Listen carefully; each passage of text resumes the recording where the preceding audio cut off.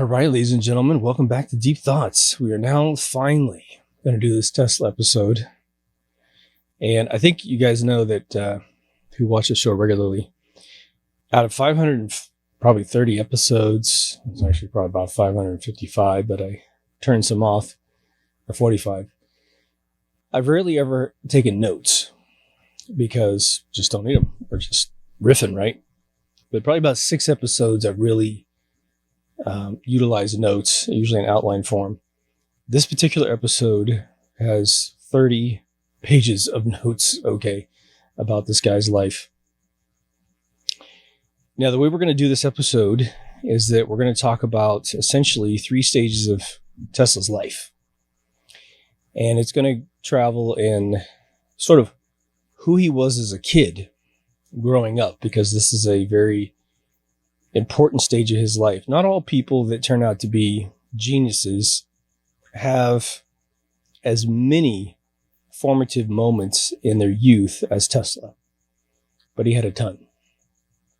And so we're going to go through that, and then we're going to get into his inventions and how he evolved the AC motor and wireless transmission. And then we're going to get into sort of the twilight years of his life where he starts being concerned about war, because in the chronology of his life, he didn't have war around him as much. He knew about wars going on in the world, but this is where he takes his technology and starts talking about the death ray. And before we get even there, I'm just going to give you a little preview. When I got into the Tesla death ray theory, I went online, I watched as many YouTube videos as I could find. They're all awful. They're all partial. They all treat it like a mystery. They treat it like maybe he created it, maybe he didn't. The truth of the matter is, when you go through his life, he talked about it a lot at length for almost 15 years. So he definitely had it conceived. I've got paperwork I'm going to show you of his illustrations of what it might be.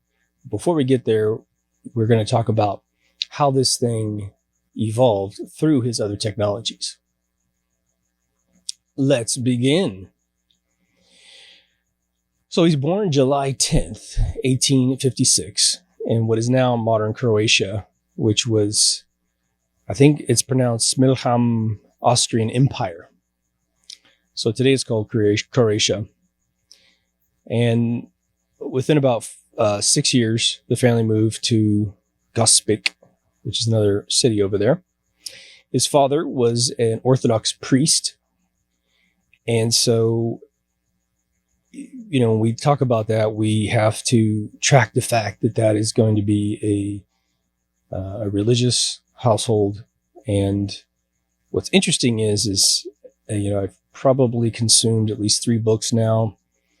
One all about the Tesla coil and exactly how that thing works, but very little of it talked about some things that I eventually found him quoted as saying. I guess, but through his entire 1919 biography, he doesn't talk about it, but religion supposedly played a huge role in how he discovered things and saw things. But now in 1863, he's 7 years old, and his brother dies in a horse accident. It's his older brother. And the way he describes this is that his older brother was sort of the prized possession of the family. Now, of course, it's a firstborn, but in terms of, accomplishing things and, just being a good mama's boy and daddy's boy, that was his brother.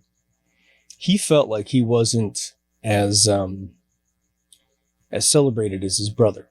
So when it all turned to him, there was, in his opinion, in his biography, his autobiography, he said that there was sort of this macabre, like, oh God, we only have Nikola now. Again, his name is Nikolai, but we're going to call him Tesla several times in this show, not to be confused with the usurpation of his name in the electric car company.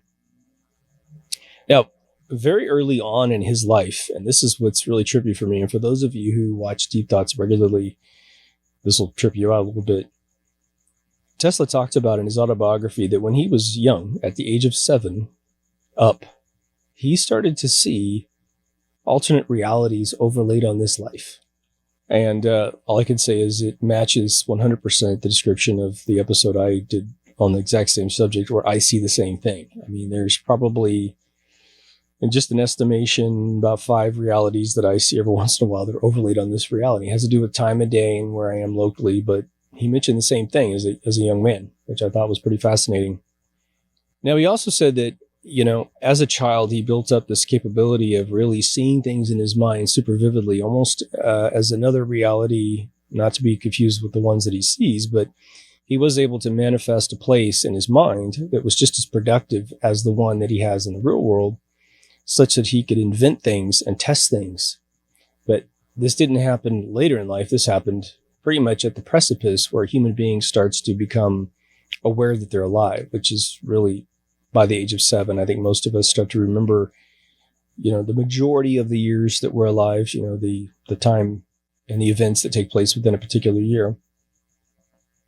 But he also noticed that he started having these weird pet peeves, which will become a fairly large part of his life and very cumbersome in his life, where you've heard a lot of the ADHD sort of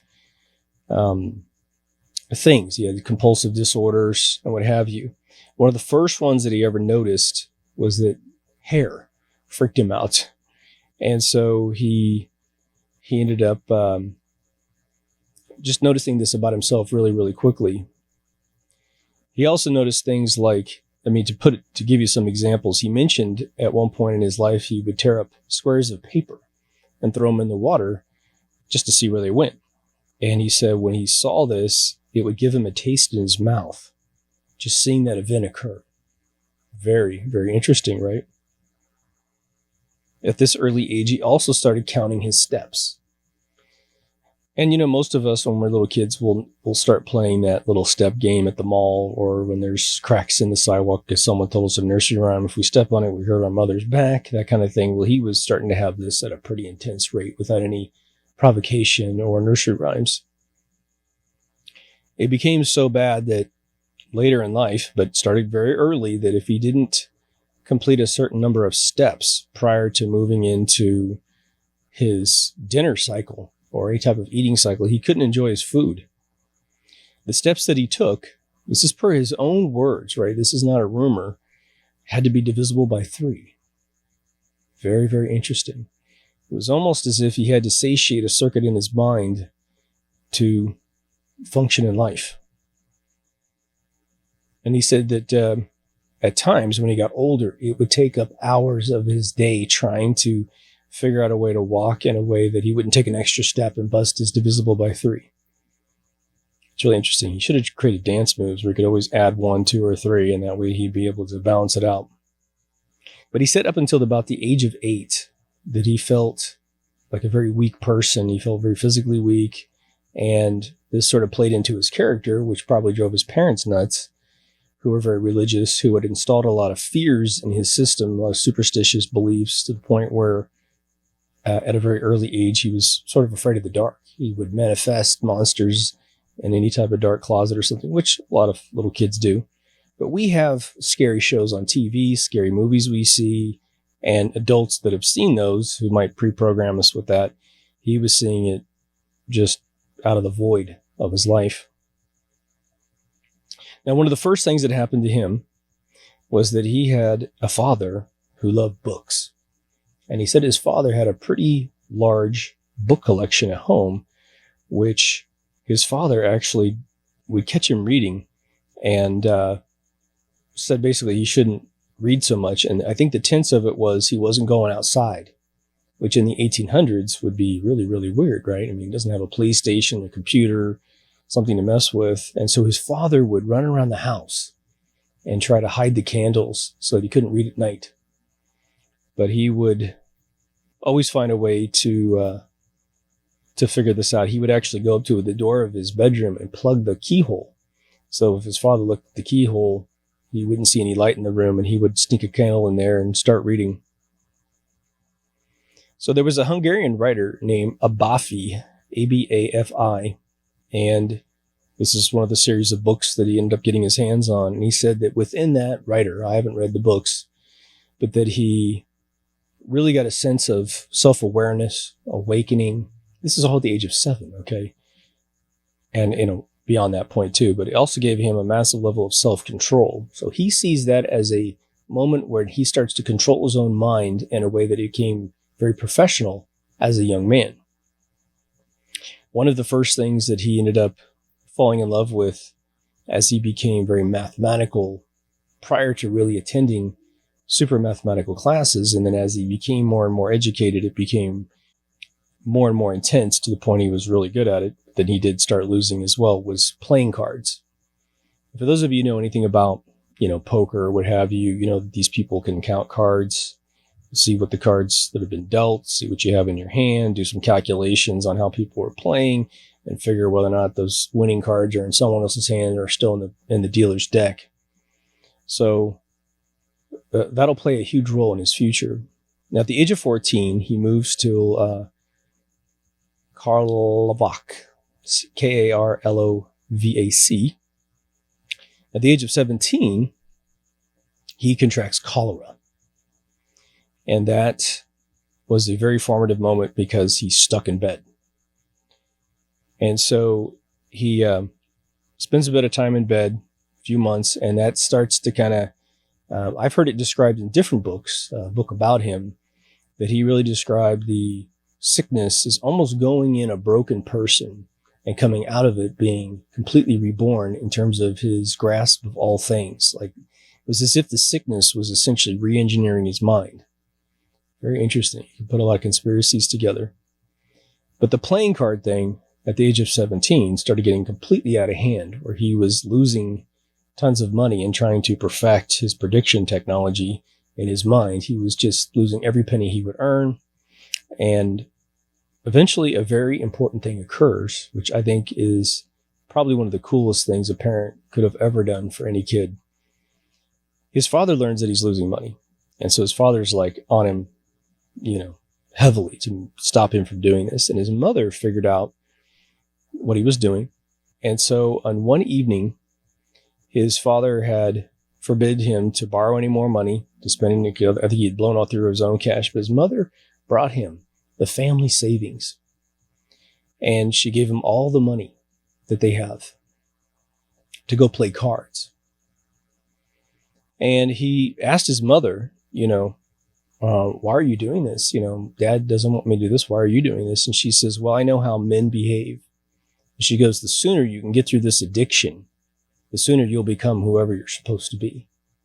And that little statement from his mother was so ultra profound that he saw the whole thing finally for what it was, which was an addiction, like an endorphin addiction. And he immediately quit playing cards for the rest of his life. So at the age of 18, in another fit of refinements for himself, he managed to elude, mandatory army service, which, you can view that one way or the other. We definitely got some benefits out of this guy being able to skip going into the military, but he eventually stopped smoking because he ends up suffering from some heart issues, which I don't know quite how you do that in 1874, but he was able to determine that about himself and knock it off. So he goes off to college at 19 in 1875, and he goes to a town called Graz, G-R-A-Z.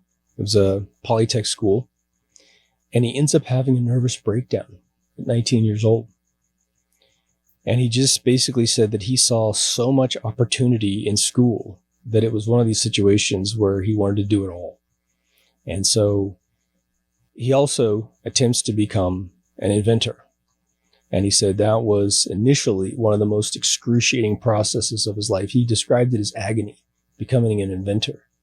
And I want you guys to remember that, because as you attempt new things in your life, and it's very, very difficult, I want you just to say to yourself, well, Nikola Tesla felt the exact same way. And he became one of the most important inventors in human history. But what he did was, he said that, from the age of 7 and up, he had forced himself to the best of his ability with the intellect that he had at that age to become what he calls a deep thinker. What a great show for him to be on right now, right? But he says that people focus on, I mean, just listen to this. This is him lamenting at 1875. That he goes, people focus on stuff outside their life so much that they don't know a thing about themselves. And he goes, that is a common mistake which causes people to avoid their own imagination. How poetic in 2020 is that statement today? And he said that one of the things that was sort of an epiphany, a statement that he said to himself, was that he found out that everything that applies to the individual applies to the whole society as a whole. So that whole thing about, we talk about on the show a lot, do no harm. He figured that that should apply to the rest of the world. The one thing that you will find in all of Tesla's writings and pretty much every believable source about him is that you're talking about a guy who had some of the highest morals on planet Earth. Tesla was a nice guy his entire life, which will lead to his big invention, at least in theory, on paper, in his later years. So at the age of 22, he moves to Maribor. But what happens is, by the age of 23, the next year, he ends up getting deported from Maribor back to the Gospic, where he's from, because he didn't have residency in the city. So it was very interesting that he got deported at the pretty much right after he got there. But on April 17th, 1879, same year, his father passes away. His father was only 60 years old, and they really don't know what he died of. And while in Gospic, he ends up teaching at this famous location of his life called the Real Gymnasium. And he's surrounded by friends of the family, and he's teaching, but he sort of realizes, well, if I'm going to teach, I'm not going to invent. So he realizes right away, he doesn't mind teaching, but he needs that to be the ancillary thing to his life and not the main thing that he's doing. So at the age of 24 in 1888, he moves to Prague. So Tesla had two uncles, Peter and Pavla, and they funded the money for him to get to Prague. He had to arrive exactly at 1880 because he enrolls in a school, and he unfortunately didn't know Greek, which was the primary language that they taught in, I guess, some of these languages, and he didn't speak or write Czech, which was a huge problem for the school. He ends up spending most of his time in a local library where he just starts consuming real technology as it was probably a Faraday-owned situation up to that point. At the age of 25 in 1881, he starts working in Budapest. At the age of 26 in 1882, this is important, he has what he calls his alternating current epiphany. Now again, at the time, AC was understood to be a possibility, but it wasn't something that people knew how to conquer. So direct current was the only thing that was being utilized in most of the areas of the world. Now, there were some AC motors out there, but they were just really inefficient, had issues. So, of course, Edison back in America is creating the Edison Power Company, and that's where he'll end up here very shortly. So he's hanging out with a buddy of his in Budapest, and they're on a walk watching the sunset. And he was reciting a passage from Faust. And for some reason, this epiphany comes to him. He sees the machine for the very first time. And then at the end of the walk, literally rushes to a place where he can write down this diagram of this machine that will be the cornerstone of cracking the AC motor. As we get into his patents, you're going to understand that there was a ton of patents that needed to occur to refine every single aspect of an AC motor. Otherwise, it wasn't going to work. So this is when he and his buddy Anthony get a job at the Continental Edison Company, which was centered in Paris. And the company's main contract was with the Paris Opera House, where they were installing lighting using the direct current AC motors. And this is where he started submitting improvements for the Edison dynos. And this is the system by which the power is generated in a DC motor. And there's a story where he was supposed to be compensated for his improvement submissions, and it never happened because he was dispatched to Strasbourg before the payment was awarded, so he kind of got screwed out of that payment. Again, he's a nice guy, and he loves life, and so he just, whatever, I'll make money some other way.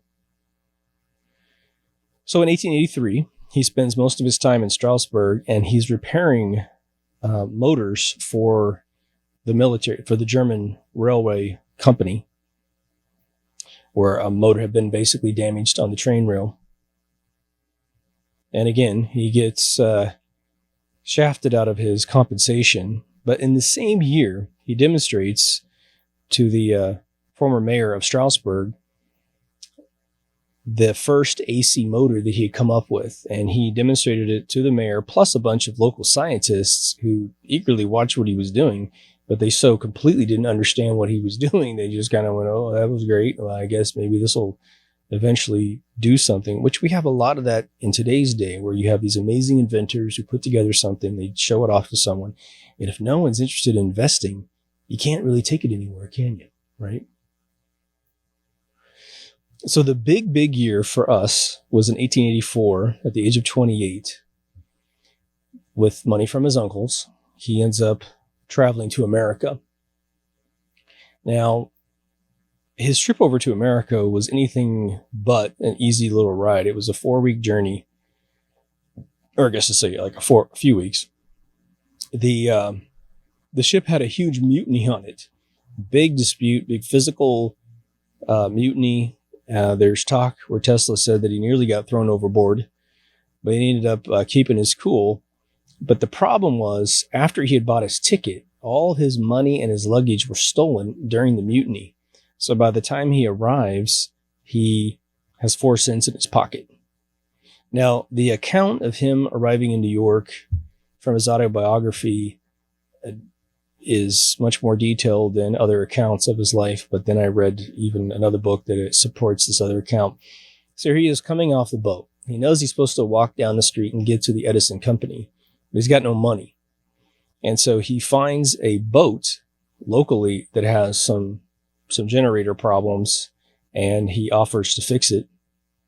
Now, I've heard widely different claims about the amount of money he was supposed to be compensated. Now, again, this is 1884. The initial number that I heard years ago was about $4,500. A recent book that I read had it all the way up to like $54,000, which seems absolutely absurd, because back in those days that would be, JP Morgan kind of money in terms of a kid walking into New York. But he gets to New York and ends up working for the Edison company. And Edison is immediately smitten by his intelligence. He is able to fix things and improve them in ways that were almost just fluid. And here's Edison, who's been staring at the problem. And it's probably one of those situations where you're too close to the problem. And so you could only see it one way or a few ways, and you can't see it through different eyes. And so Tesla comes in with his AC mind, and DC was just child's play. So he gets assigned to a ship called the Oregon, where he starts to fix everything. It was one of the first ships that had electric lighting on it. And what's interesting is all of these DC motors, no matter where they ended up, always seem to have problems. That's just how innovative they were. And so the longevity of one of these motors, in my opinion, seems to be very short, and also suffers from probably a lot of the environmental impacts. Like anything on a boat is being exposed to salted air 24/7, and salt's just horrible for mechanics. So that may have played a role in that. But while Tesla's working for Edison in this first year, he ends up inventing 24 different machines to better utilize the DC power supply. And those became standard in the Edison company long after Tesla left the Edison company. So 1 year later, Tesla exits the Edison company because he can't get Edison to co-invest in AC. He was going to give Edison the whole thing. He's like, I'll just work for you. You pay for it. I'll do AC research here. You can see I know how to do all your DC stuff. I assure you this will work. I've already demonstrated it overseas, and he won't have any of it. So in 1885, Tesla forms the Tesla Electric Light Company. Now, this transition is a little bit gray, because what ends up occurring is that Tesla forms this company. He gets some investors in the company, and he ends up creating a bunch of different lighting mechanisms that work great. And the investors essentially pulled a fast one on him, took his company away from him, and all he was left with were, worthless stock certificates, which was one of the hardest blows he said in his entire life. Over at the Edison company, where again, the separation is starting to occur, apparently Edison promised him $50,000 if he could improve the performance of the DC dynos, right? And he succeeds. He succeeds beyond the expectations of Edison. And of course, Edison, being the POS that he is, reneges on the deal and tells Tesla that it was all just a joke and that Tesla doesn't understand American humor. So that was the killing blow. So in 1886, and this is definitely supported by a lot of different texts, at the age of 30, he basically called this his winter of suffering. And it lasted essentially from the turn of 1886 to 1887. So that winter was the worst year of his life. So now he's out on his own. What's he going to do? He needs investors if he's going to do his own company. Edison is a two-faced, backstabber. And so he ends up digging a ditch for $2 a day. Now, here's what's fascinating. In 1886, Tesla's granted 6 patents. Okay? So this ditch digger is like this crazy, amazing guy, and he gets primarily, most of his patents are all based on the dyno electric improvements to the DC system. So he went and took what he did for Edison and applied for patents and got 6 of them right off the bat. A lot of them having to do with arc light refinements as well. So he's working with arc light. Now, I'll remind you that in the future here, when he ends up entertaining Mark Twain, a person that he fell in love with as a young man, reading the books. He eventually gets to meet Mark Twain, which for him was massive. Mark Twain would say that, because Mark Twain would go to dinner in New York with a bunch of amazing, aristocratic people, and then bring them all to Tesla's lab, which we'll get to in a few years here. And Tesla would do all these amazing electricity shows. But Twain always said, look, we walk in this room, and he goes, there's tons of machines. None of them have power cables, but they're all on, which he used inductance, which we'll get into a few years from now. But he also said that the ceiling was lit and he couldn't see where the light bulbs were. Now, the real probably truth of that is that because he's an arc light master, he was able to build arc light systems, even in tubes with gas in them, and then hit them with the resonance system and inductance and get basically a neon sign to glow without a wire, because he's just hitting it with the power to stimulate the gas inside the chamber. That's probably what that was. So in 1887, he forms the Tesla Electric Company, and that's the big one. This one doesn't go down in flames for a while. So he sets up a partnership with some folks from Western Union, and he has a demonstration he calls the Egg of Columbus, where he is demonstrating his AC refinements. His buddy Anthony from Europe eventually arrives over here in the States, so in 1887. So, Tesla's about 31 years old at the time, and immediately starts working for Tesla. And that year he got another patent on the dyno electric machine, which essentially improved the construction of the system itself. Again, he's going in, he's making little meticulous changes to things and patenting the little tiny pieces and parts that make something more efficient, both from an assembly standpoint, but also its overall design.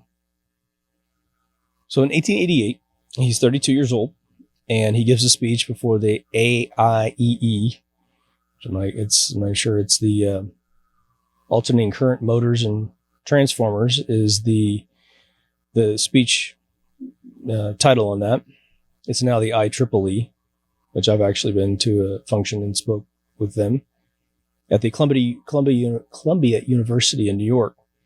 But this is where he ends up selling one of his AC polyphase system patents to George Westinghouse for $25,000 in cash, $50,000 in notes, and a royalty of $2.50 every time the AC motor is manufactured.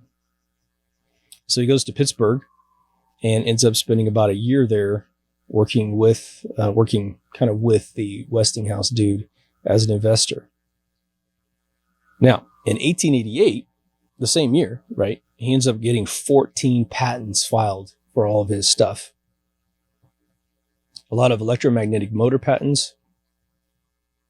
And he starts cracking the electrical transmission of power. So this is huge. 1888, man. We wonder when this stuff, came about. But this is as early as he did it.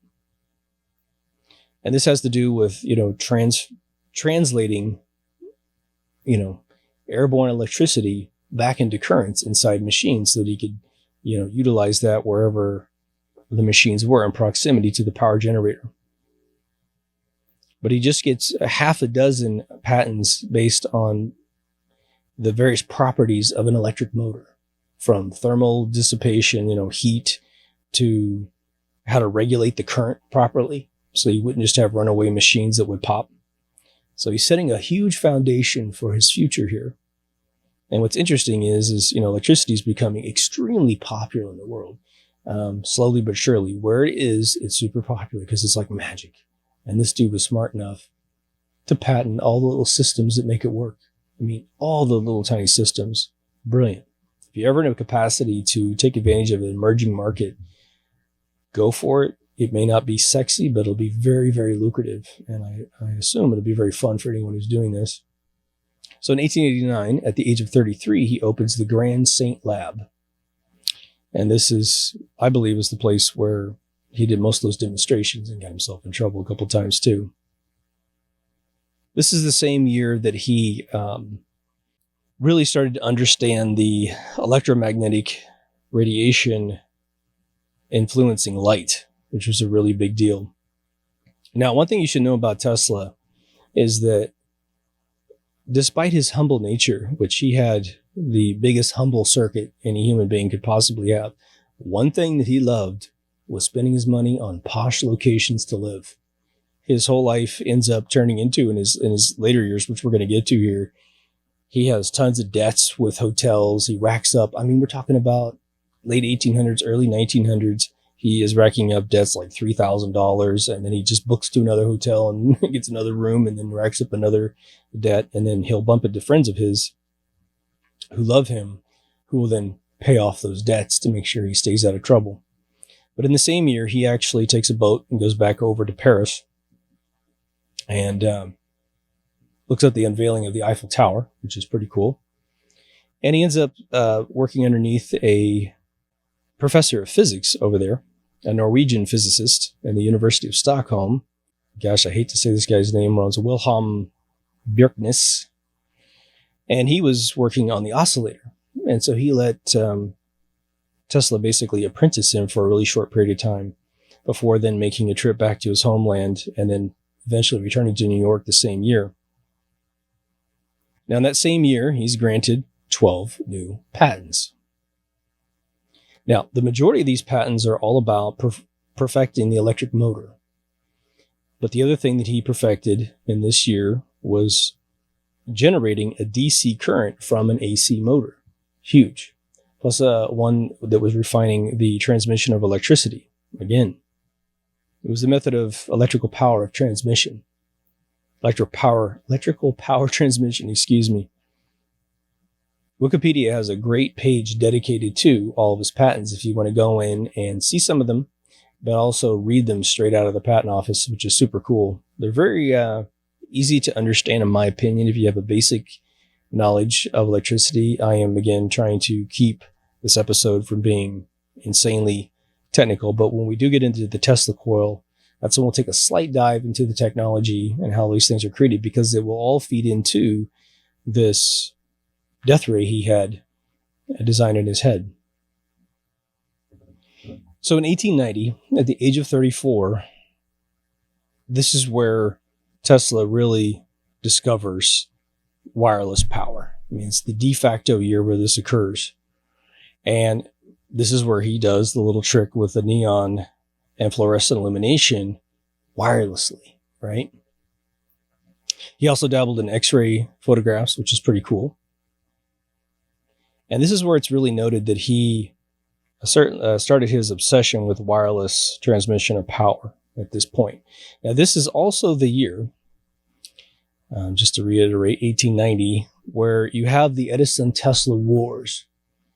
Now, Tesla's minding his own business, trying to create the AC motor, and what they figured out was that the way that alternating current fluctuates, it's very deadly to human tissue or living tissue, unless it's regulated over to a DC current, or you ground yourself properly, or you don't drive the circuit all the way through your body to kill you.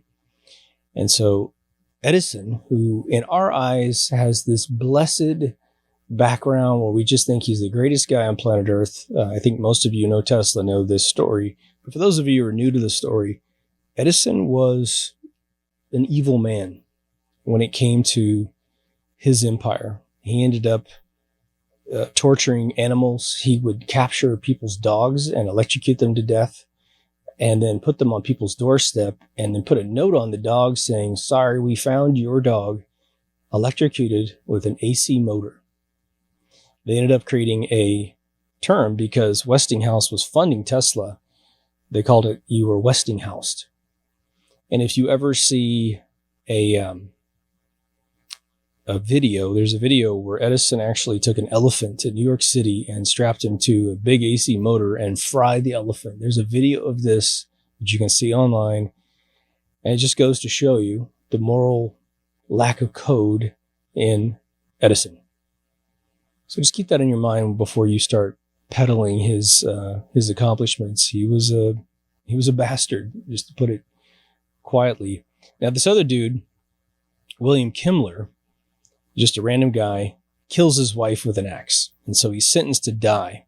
And they sentenced him to death in an electric chair using an AC motor.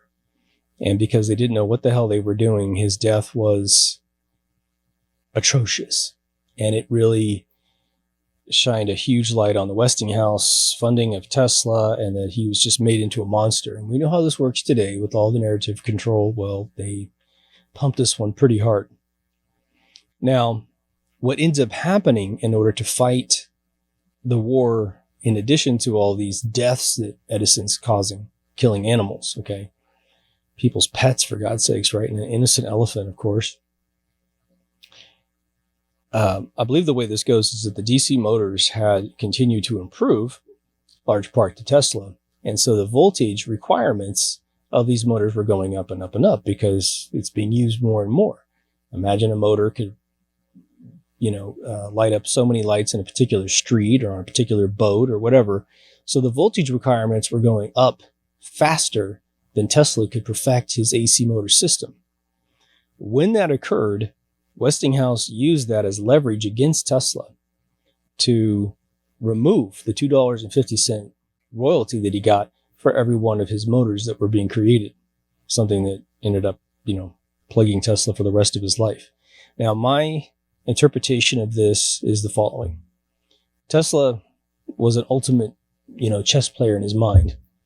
And so where people say that he was an idiot for letting go of that $2.50 royalty, which would have made him trillions of dollars by now, right? Whatever heir he could have possibly had, which he had no children, no wife. But had he gone there, he would have made a ton of money. But now he is focused on what? At this particular year, 1890, he's obsessed with wireless transmission of electricity. So Tesla's looking at all these motors going, who cares about all this antiquated crap? Definitely DC is going to be out soon because his AC motor will improve. He's 100% faith in himself. He's filing tons of patents, proving that this is all going in the right direction. The patent office is, backing him up by granting the patents. Remember, you can't get a patent unless you can prove it. Okay. So for some of you, look up those patents to things like, what's the 1996 patent that cures AIDS? You can go look it up.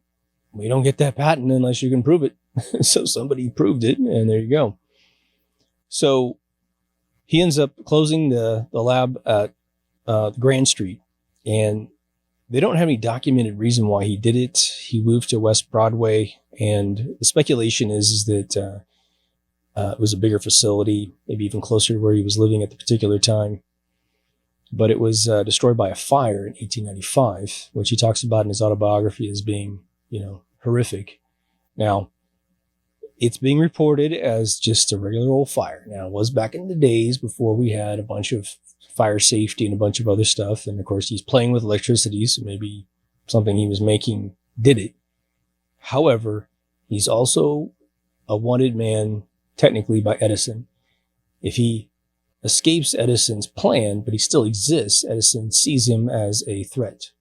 So I'm going to put money down that there's at least a 50-50 chance that it was accidented out of existence. Now, in the same year, he's granted 6 more patents. Again, the guy's killing it, right? Now, one of the patents of this particular year is for electrical transformer or induction device. Now, again, this is 1890, okay? He's only 34 years old, and he just patented the thing that allows you to charge your phone without a cable. I have 2 in my house. I no longer plug my phone in. I just put in this little docking bay, and it charges the phone. It's a beautiful thing. 1890, people. Isn't that amazing? This dude was so ahead of his time. And as I describe this to you, most of you know, but if you're totally new and this is just something you're watching, you're not taught who Nikola Tesla is in school. Maybe if you go all the way into electrical engineering, you start to hear about Tesla. But they don't want you to know about this guy because what he opened up was the Pandora's box to get rid of all electrical companies in the world the way that they exist today. It gets rid of all wires in the world. You could have every device in the world in your house, fully powered. Electricity will travel through your body, causing no harm. And then as soon as it hits the circuit, it induces into a circuit current. Now, one thing I want to say here, because in his autobiography, he talks about this when he gets off the boat and sees New York for the first time. He was sort of appalled by New York. He's just thought it was a backwards, barbaric world. And his first notes to those around him and his family back home was he thought that America was like 100 years behind Europe. And then that over time, very quickly, in a couple of years, he said, nah, actually what I realized was America was 100 years ahead of Europe, which I think is very, very interesting. And it was essentially that America was just a world of opportunity, whereas Europe, like I keep saying in other episodes, was a tyrannical monarchy-ridden place. Even though they had, because America got free, Europe was trying, the citizens basically saw freedom and said, we want some of that. And so it kind of diminished, and the leaders hid and made them feel like they were free. So in 1891, at the age of 35, he gains his American citizenship. And he actually said that throughout his life, he said he thought his American citizenship was more valuable than all the patents that he'd ever come up with, which is very, very interesting and endearing. Now, in this particular year, you also have Tesla inventing the first version of his Tesla coil. So I'm going to say the year again when things like that happen so that you kind of put this in your brain if you're one of those kind of people. So 1891, he comes up with the first prototype of his Tesla coil, which initially was used for lighting things and various other utilities, but it was such a generic device and held within it so many different possibilities that it's going to become a giant part of his Wardenclyffe tower, which unfortunately I have been quoting the years incorrect in previous episodes. I do apologize. We're not quite there yet, but this is what's wrong with my memory. I remember numbers too quickly and too permanently in my brain. So I had heard someone quote 1917 to 1927. Totally incorrect. It's 1906 to 1917. That's when the tower gets torn down. So I apologize for misleading anyone's brain.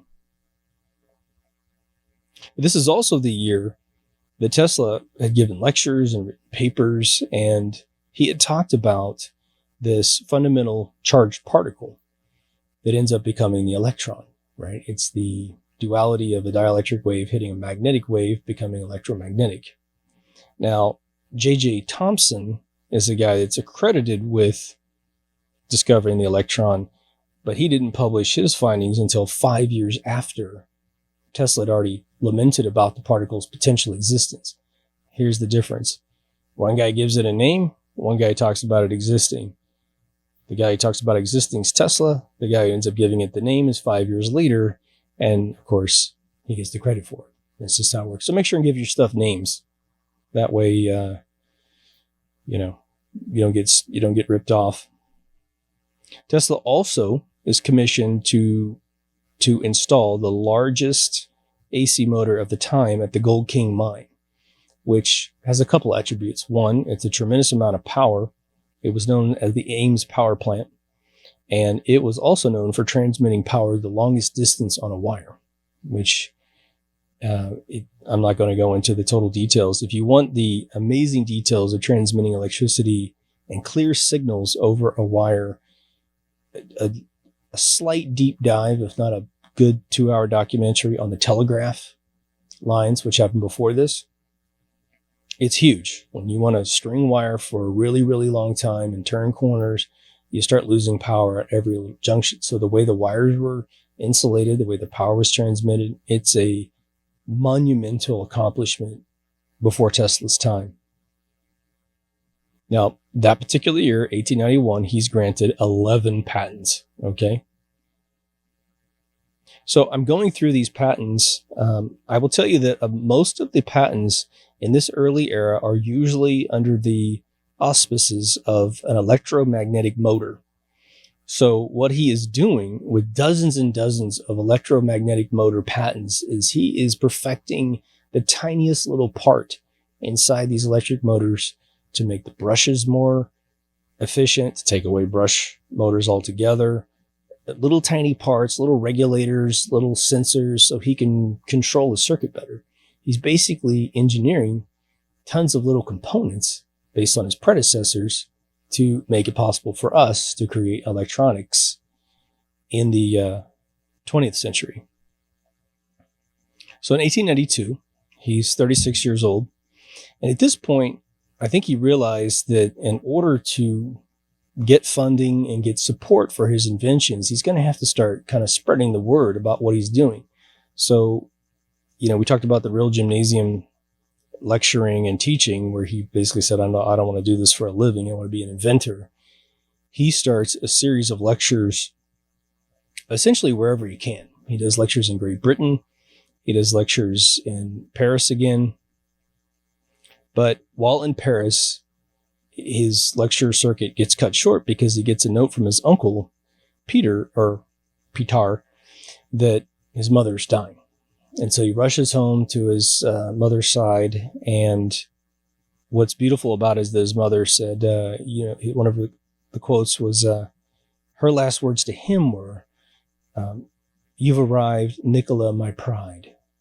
So pretty cool. I think he knows that his father was very proud of him. I think his father was just not equipped as an Orthodox priest to handle a genius son.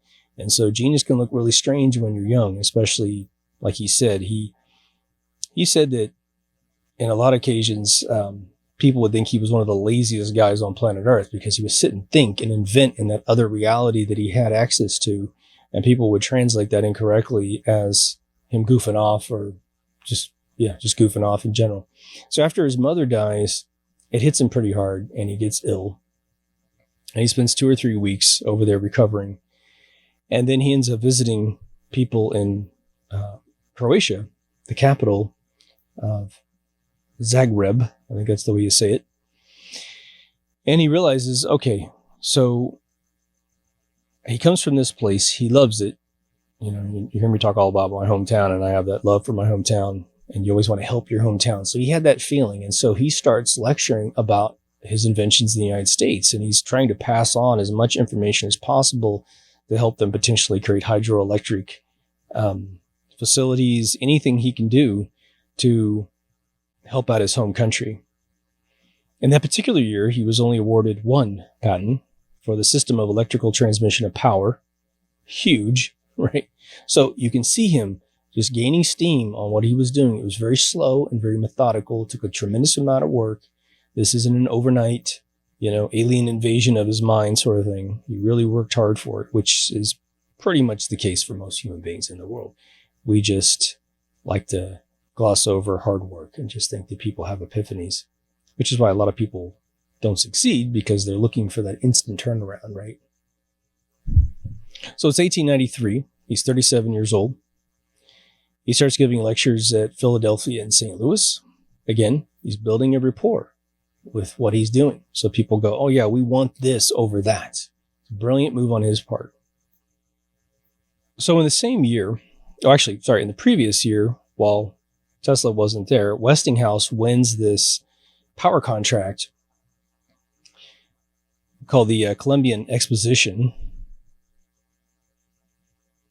And he ends up building a giant power station for Chicago and just blows the doors off anyone's expectations using his egg of Columbus, which I believe is a bulb that illuminates. So he used wireless transmission of power to light fluorescent light bulbs all over the city of Chicago. Pretty cool, right?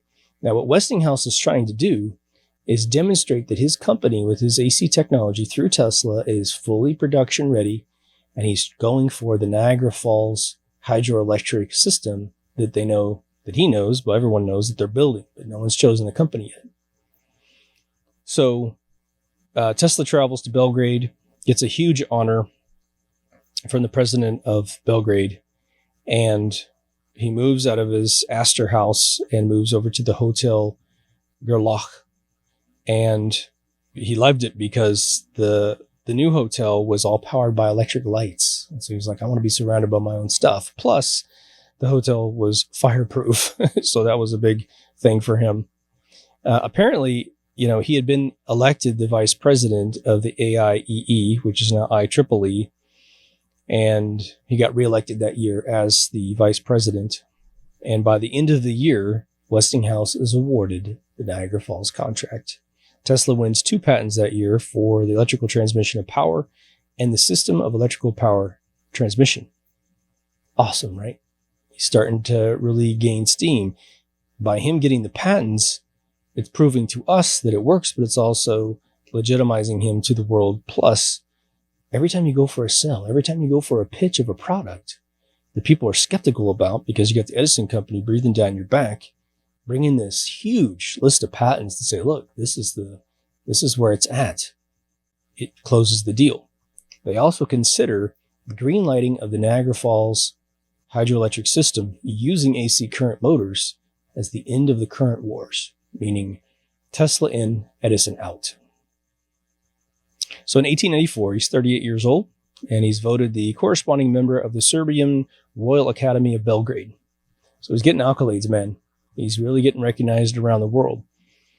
And again, you can give away those kind of awards to people, but it's always because you have an accomplishment behind you. Today, it's just because you're famous on a television show.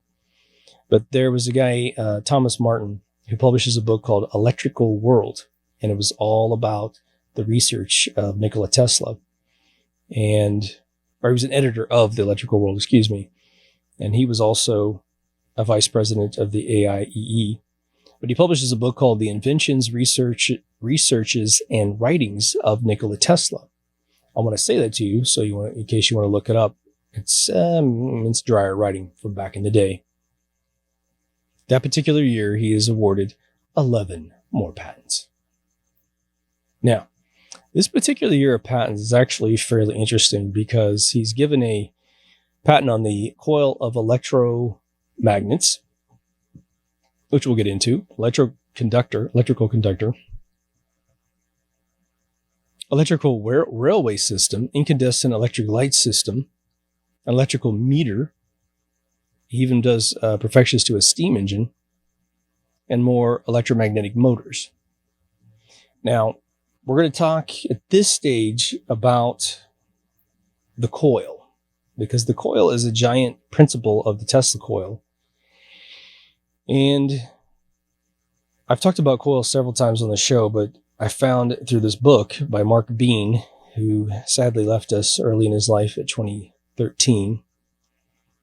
Mark Bean was a Tesla enthusiast, probably understood Tesla as much as any master Tesla historian, electrical engineer than anybody I know. I've got his book, which was given to me by my friend Carla, because I now have 2 Tesla coils in my house. Two 250,000 volt Tesla coils. But in Mark Bean's book, he puts together an analogy of coils that I have never heard before, which is absolutely and utterly brilliant. Now, when I studied coils as a young man, the general principle was that every time you take a wire and you put an electrical current on it, and then you circle that wire around so that it touches the previous conductive coil. So you've seen these 100 times where you have, back of a TV, back in the old CRT days, you'd pull the cover off of TV and you have this massive wad of copper wire on the back of the TV tube. And if anybody was smart in the room, they said, you touch that, you die. So just don't touch it, okay? Let's discharge it off to a ground, and then we do a voltage meter on it and it's empty. Then you can touch it and do repairs. But that's way after the Tesla coil. What ends up happening is if you put half an amp of current, and current is best understood as the pressure that goes into a cable. Amperage is the flow. So imagine I'm trying to think of a good analogy here. Let's say you had some dye, like those little dye things you use at Easter, right? All the different colors to color Easter eggs. And you had different fabrics that you're going to squeeze that onto. And it's going to bleed into the fabric. And let's say we use red, just to make it easy for your brain. And it's all white fabrics. So that if you have like a cotton paper towel, it doesn't take that much pressure to get that red dye to go into the paper towel and really spread all over it. So it would be called, if that was an electrical conductive material, you'd say it has a high level of conductivity. Very little pressure will move the dye quicker through the medium that you're putting it on. But now let's just say you've got some really dense wool. And now you take the same little squeeze bottle and you squeeze it on there. And it's bleeding into the wool, but it's not going as far as it did in the paper towel. An electrical analogy, the wool is less conductive. And this is not an electrical statement. But if you have a less conductive material, a metal that's not as conductive as this other stuff, you will need more current to push it into the stuff that's not as conductive. One of the reasons why we can touch 9-volt batteries to our tongues and get that stingy sensation on your tongue, but you don't die, is because your body is more like the wool. It's less conductive to 9 volts of energy. However, if you opened up your chest and just stuck the battery on your heart, you could die because it doesn't have that far to travel, and it's going to hit that heart and completely confuse it to the point you probably die. So when a coil is doing its thing, it is using what's called resonance. And resonance is best analogized by those old videos. I've mentioned this several times for a bunch of different reasons in different videos, but many of you have seen those videos of the old bridges they built back in the 30s, where the bridge is shaking like it's made out of taffy. It's got a car on there and everything. It's a big bridge. And it eventually shakes so much that it blows up. And most of us understand why the bridge is doing this. They said that the bridge was built at an accidental frequency, which could be also augmented by the wind going over the bridge. So we think in our brains, without having a lot of electrical knowledge, okay, well, the bridge is vibrating at a natural frequency of its structure, and the wind happens to be vibrating at the same level of frequency.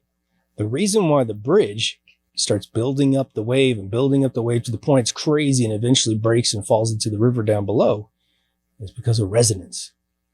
Because the two frequencies are in I think opposite polarity is what you could say it. But it's basically pushing like a swing. You push your friend with the swing. You're just hitting them once in the butt when they come up to you, and boom, all that energy discharges, and you have that energy in the swing. So a coil, in a Tesla coil, is running a primary circuit of electricity and then a secondary circuit. And what ends up happening is this resonance flow starts to occur. And that's what happens in a coil, in that it starts to augment the voltage, the pressure, which will then obviously successfully increase your amperage, usually, but you usually regulate your amperage so you don't have a runaway circuit, because then the whole thing would blow up and thermalize in front of your face, right? So 1895, he's 39 years old, and his laboratory in Broadway, West Broadway, which was known as South Fifth Avenue at the time, burns down. $50,000 of inventions, plans, notes, laboratory data, tools, photographs were destroyed. Now again, what are the odds that all this guy's laboratories are burning down? Someone's after the dude. Someone doesn't want him to succeed. Ironically, he was put up in the Llewellyn Park, New Jersey, in one of the Edison laboratories, just as a temporary fix until he relocated in Greenwich Village. Now, at the time, he also finished up the first Niagara Falls power plant that bore Tesla's name, and it ran at 250 revolutions per minute, and it was deemed absolute success. That Thomas Martin guy, who was eventually credited with discovering the electron, publishes a paper called Tesla's Oscillators and Other Inventions in Century Magazine, an article in there. So hopefully that meant that they were sort of getting along. So 1896, with the test runs of the Niagara Falls Niagara Falls power plant, he's 40 years old now.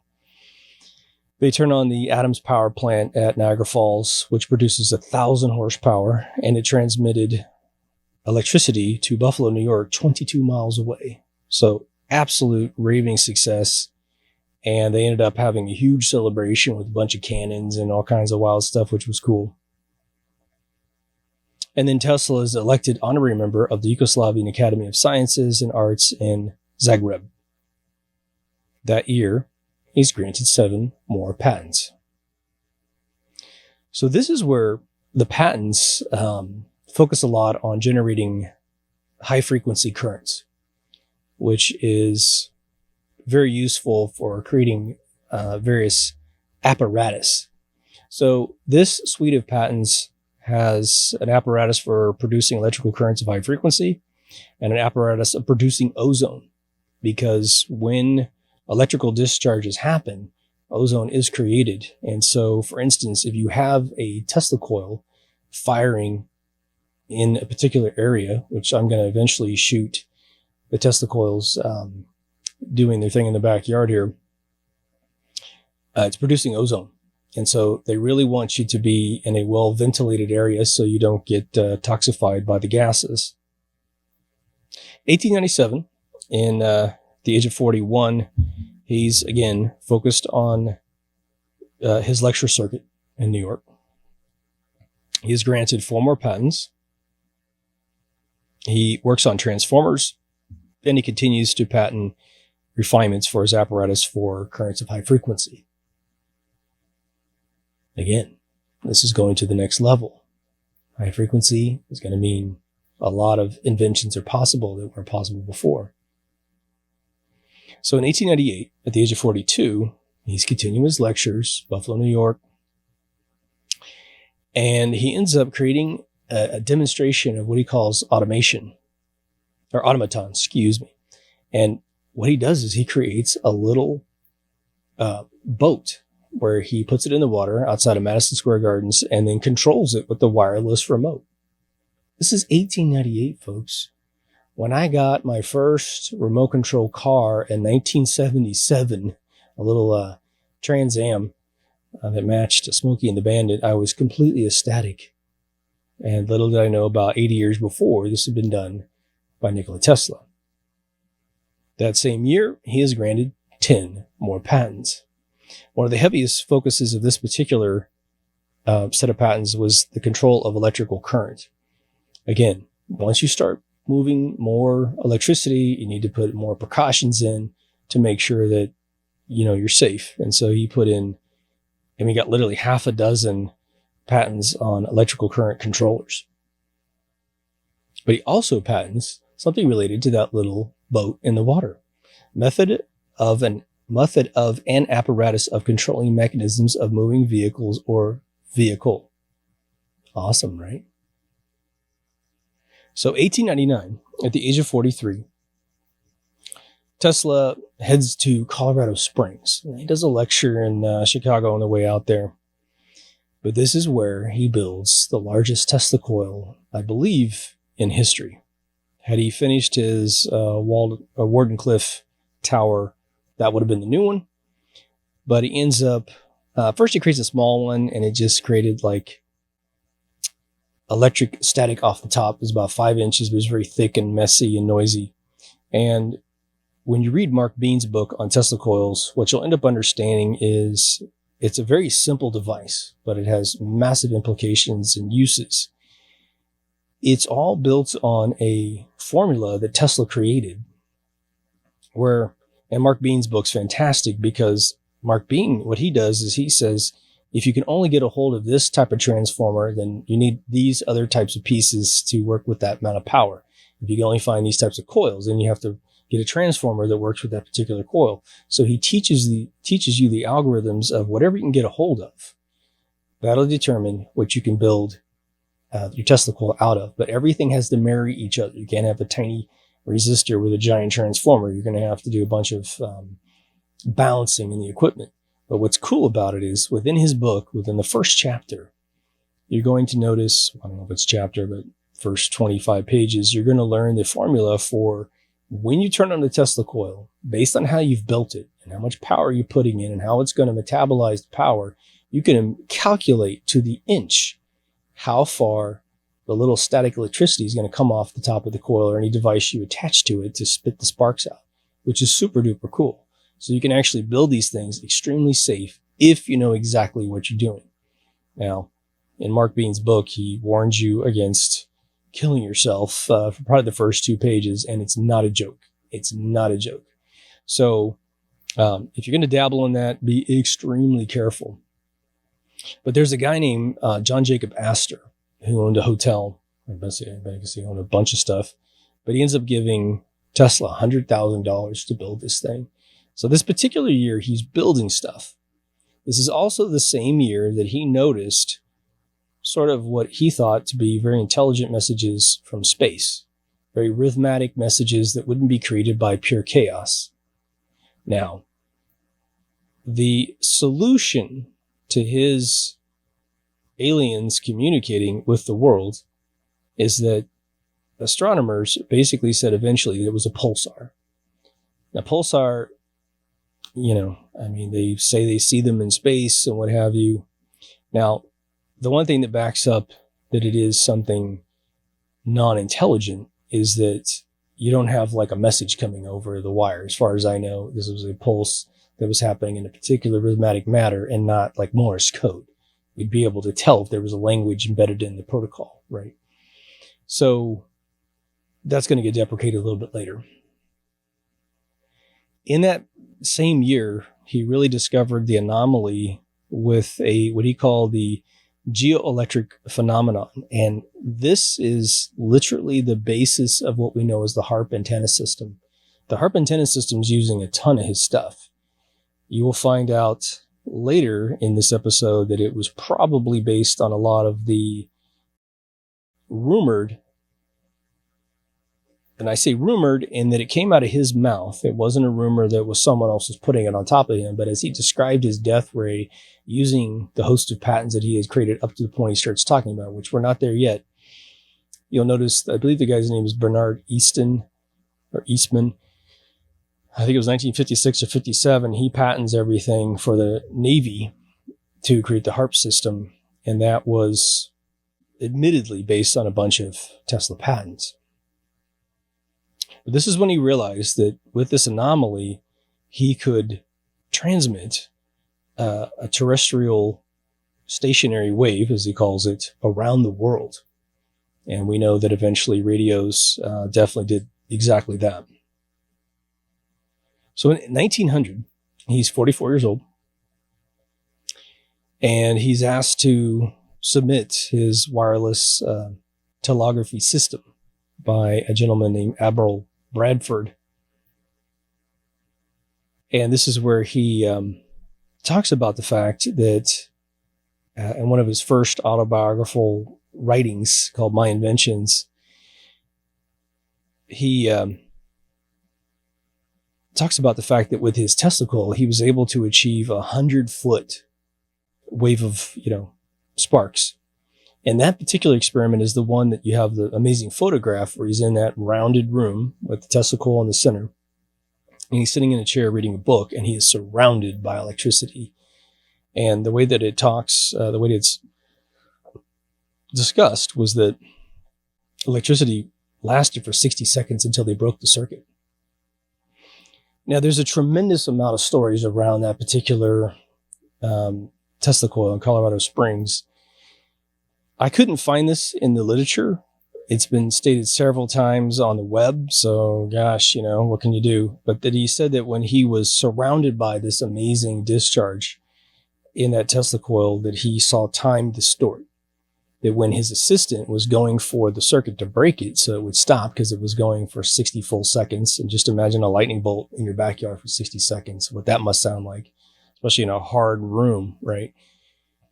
He just said that time had slowed down. This is where you get a lot of the rumors about, time travel and that kind of stuff, that he had it all figured out, and that when the government came and took his stuff, which we'll get to at the end of this episode, that he,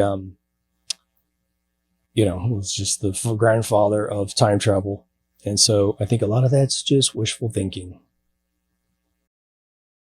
But Tesla has issued a patent, and 1896, this is 4 years before the year that we're in, for generating the ozone.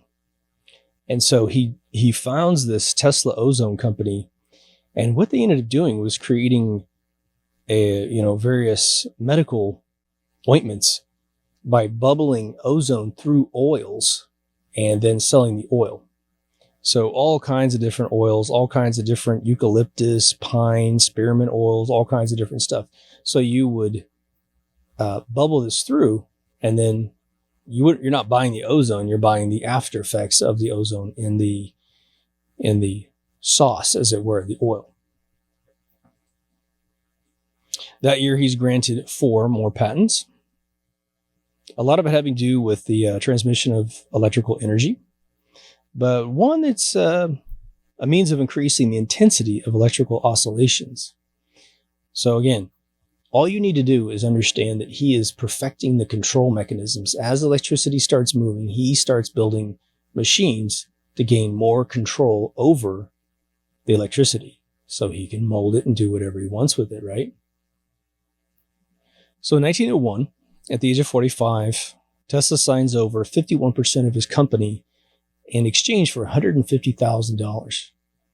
And just think about what $150,000 would do for you today. This is about today to be multiplied times 10.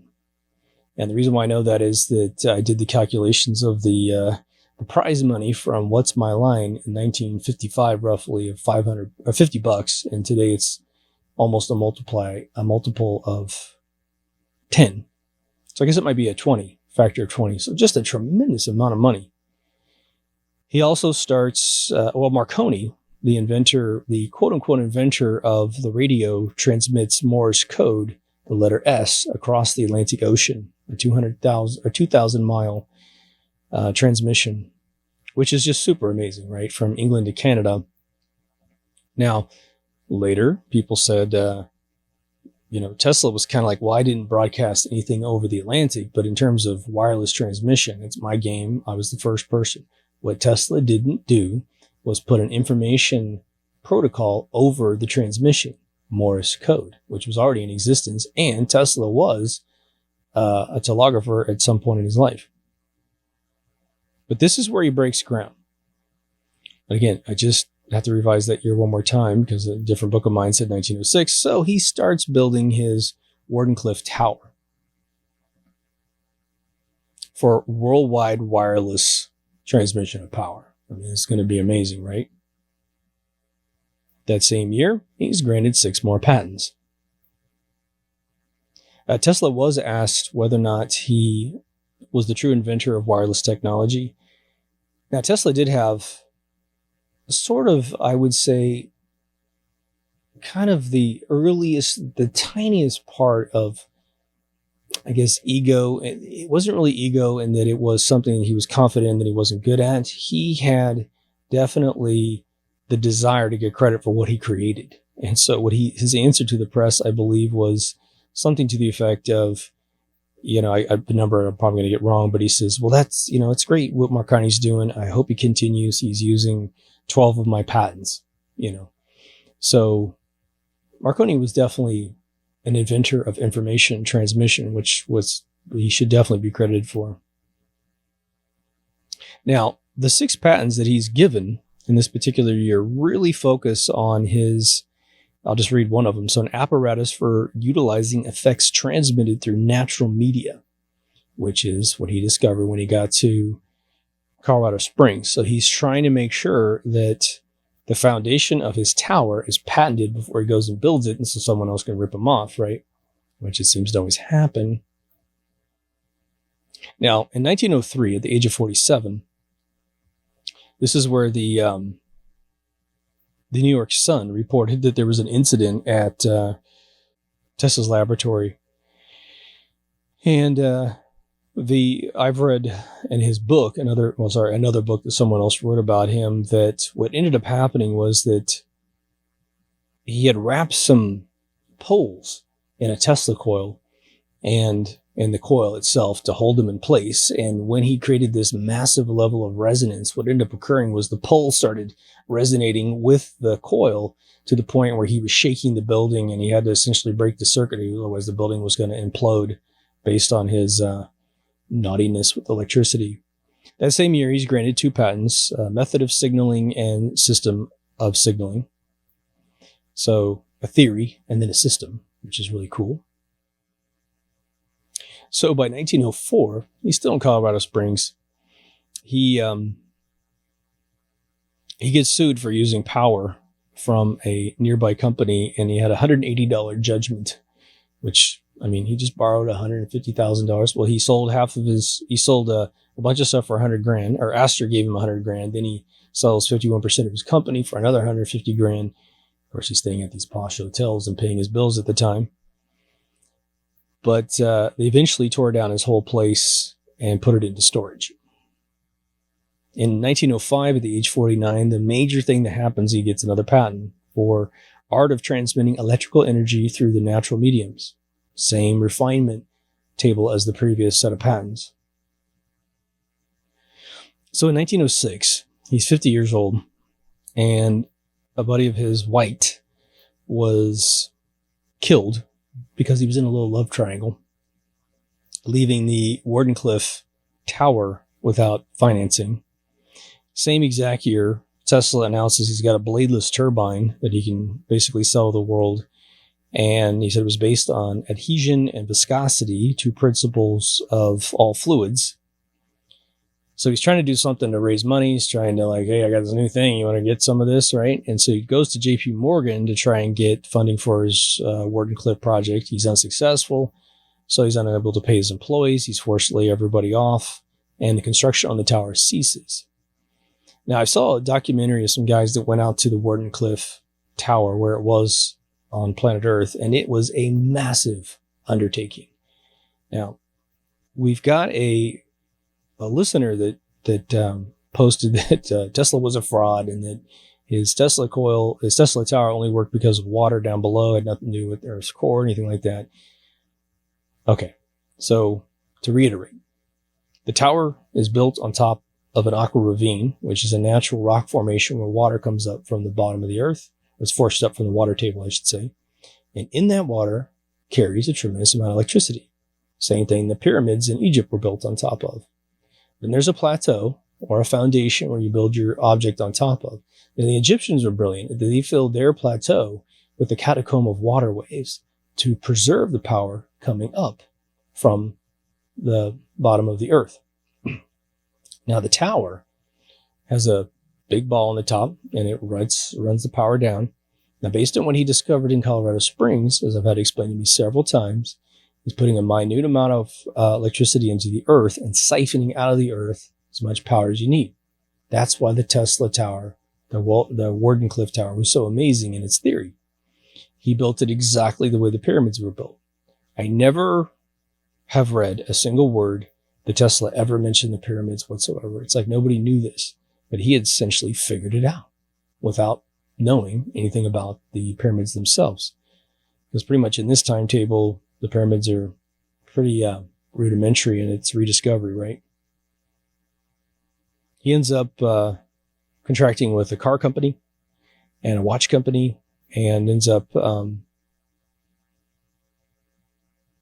building a speedometer that he also patented, which was used in a Packard, a Lincoln, and a Pierce Arrow luxury car.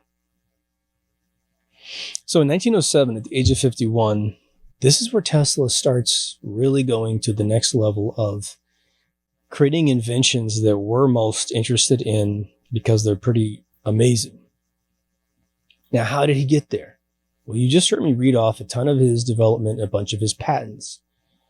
Well, again, what was he doing? He was discovering how to harness electricity in its bulk coarse form, and then through dozens and dozens of patents, refining the absolute control and thus understanding of how electricity works. So now you can go to the next level.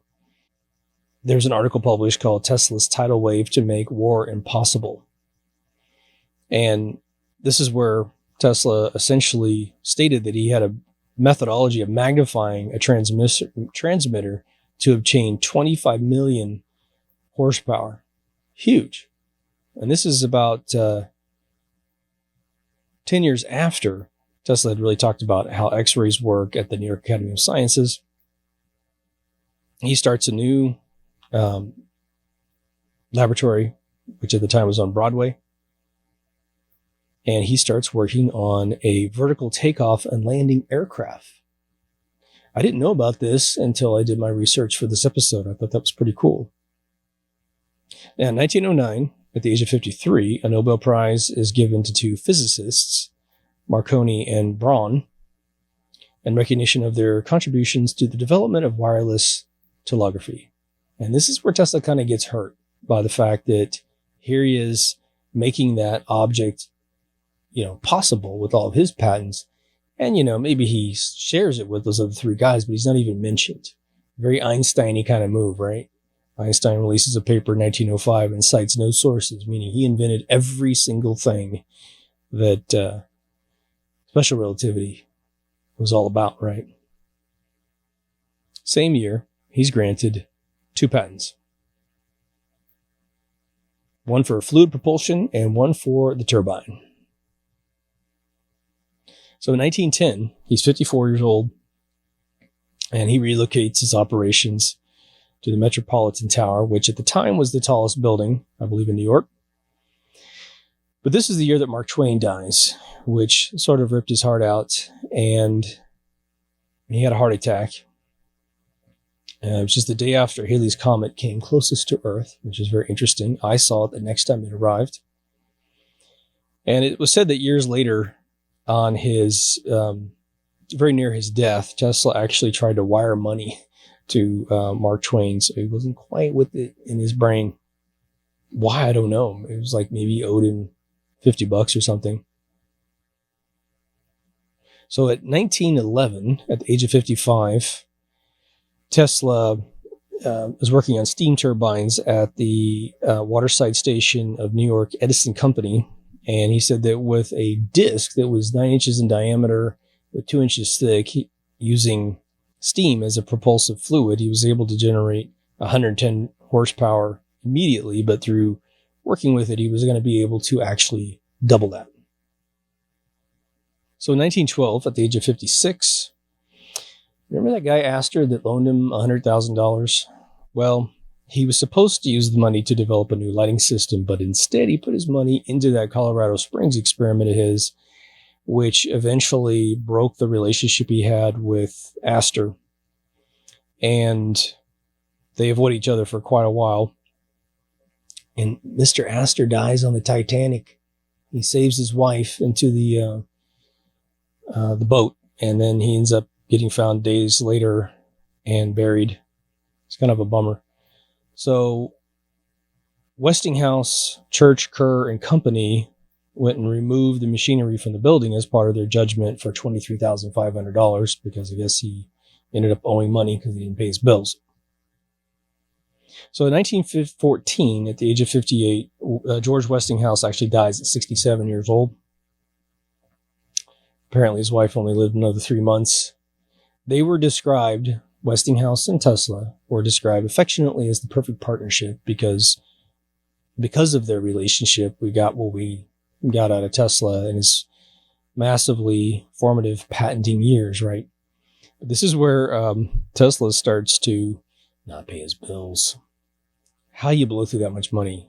He must have been really generous with his pay and must have wanted like top quality stuff because he just had a tremendous amount of money. That particular year, he was granted 2 more patents. The only bizarre patent out of this particular one, because the other one is transmitting electrical energy, was a fountain patent he got, which was an improvement in the construction of fountains and aquarium displays. So pretty interesting where this guy always ended up doing something actually really creative on the side. So keep that in mind if you're a creative person, right? So 1915, he's getting really close to having his tower destroyed. The big thing about this, he's 59 years old. The New York Times basically floated this rumor that Tesla and Edison were going to get a Nobel Prize in physics. The problem was they ended up giving it to 2 other dudes. And when asked, why the hell that happened, the Nobel Prize committee said, well, we attempted to give it to Tesla and Edison, but they hate each other so much that neither one of them would go up while the other one was accepting their award.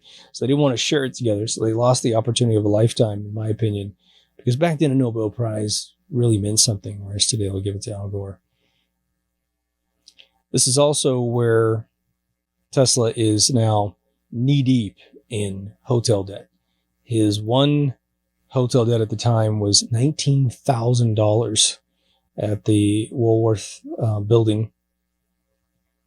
He ends up having to sign over his Wardenclyffe land lease to this dude, George Bolt, who was the proprietor of the Waldorf Astoria. And so this is where he loses control because he can't control his money. And again, how you have so much money, $250,000 within 10 years, and you can't pay a $19,000 hotel bill is sort of hysterical for a guy as brilliant as Tesla, right? Calculate it in your brain, man. They said Tesla could age ball bearings in his brain for 2 years. And whether or not that's real or not, his autobiography backs up that claim. That's what he says, right? By 1916, he's 60 years old. Now imagine being 60 in 1916. He's pulled into the state Supreme Court. He owes $935 in unpaid taxes on the Wardenclyffe property, and which is obviously state taxes for the land. And he has to admit in court that he's penniless. So the New York World, another publication, ran a super embarrassing article on his financial crisis he was having. He's granted 1 patent that particular year on the speed indicator. And it reads real quickly as an improvement that uses the adhesion and viscosity of gaseous medium, that's related to his other discovery, to measure speed between the indicator and the driver. Durable, simple, inexpensive, reliable. That's actually in the patent statement. So in 1917, he's 61 years old, and he's still got problems. And this is where his tower gets liquidated because the media had started a new report that, and again, think about today. Think about how this stuff happens today. He's accused of being used by German spies. And so with people deceased, he is now having to check into a new hotel. He's got debts, no patents that particular year. 1918, he's 62 years old. He moves into a new hotel, St. Regis Hotel, one of New York's most exclusive hotels, because he hasn't learned his lesson yet, right? He just can't stop. He just can't stop, living the high life. He's given 2 patents that year, one for lighting protector and one for another speed indicator improvement. So in 1919, the big deal was that Electrical Experimenter magazine started running a series entitled My Inventions by Tesla. And in getting him to describe his inventions for the magazine, the publicist was eventually able to convince him to write the autobiography that I read, that is just amazing to hear it all in his voice. You really get a sense of who the guy is. I mean, in your head at least. He's granted 1 patent for ship's log, novel and advantageous construction of ship's log, instantaneous reading of knots or miles per hour. In 1920, at the age of 64, he is granted 1 more patent for a conduit. 1921, 65, he gets another patent for a flow meter. And I'm reading this to you so you can understand how he's drifting around now. He's interested in a bunch of different things. Now, 1922, at the age of 66, it's important for us to start mentioning, well, it's really kind of the beginning, middle, and end of this weird era in his life where he fell in love with pigeons, which are not indigenous to the United States. And if you ask a New Yorker, they're sort of like flying rats, unless you're Mike Tyson, and then you love them, or Lawrence Fishburne. And so they romanticized this quite a bit, but he did say that there was a particular female pigeon that seemed to be more aware of his existence, like they were friends or something. He sort of fell in love with this little pigeon. And on one particular evening, it flew up and landed with him. I think it was in his hotel. And he said that the bird was telling him that it was about to die. And he described it as this incredible light came from its eyes, and then it just died. And he said that, something in his life just died with him. Like it was a huge thing to him. So that story is true. And he was quoted as, acknowledging that. He also got a patent that year for a frequency meter. In 1923, at the age of 67, he runs into more hotel nightmares. He's racked up a $3,000 bill for a 7-month period. So he has to move to a new location. By 1924, the following year at 68, that 3,000 bill was starting to get on his, getting into more legal trouble because he'd been pulled in and lost a bunch of cases for his debts and a bunch of other stuff. And this dude who was a Croatian sculptor who loved him started to help him out with his debts. So by 1925, he's 69 years old, which again, that's not terribly old for that particular time. I mean, it's definitely you're older. People did live a long time back in those days, but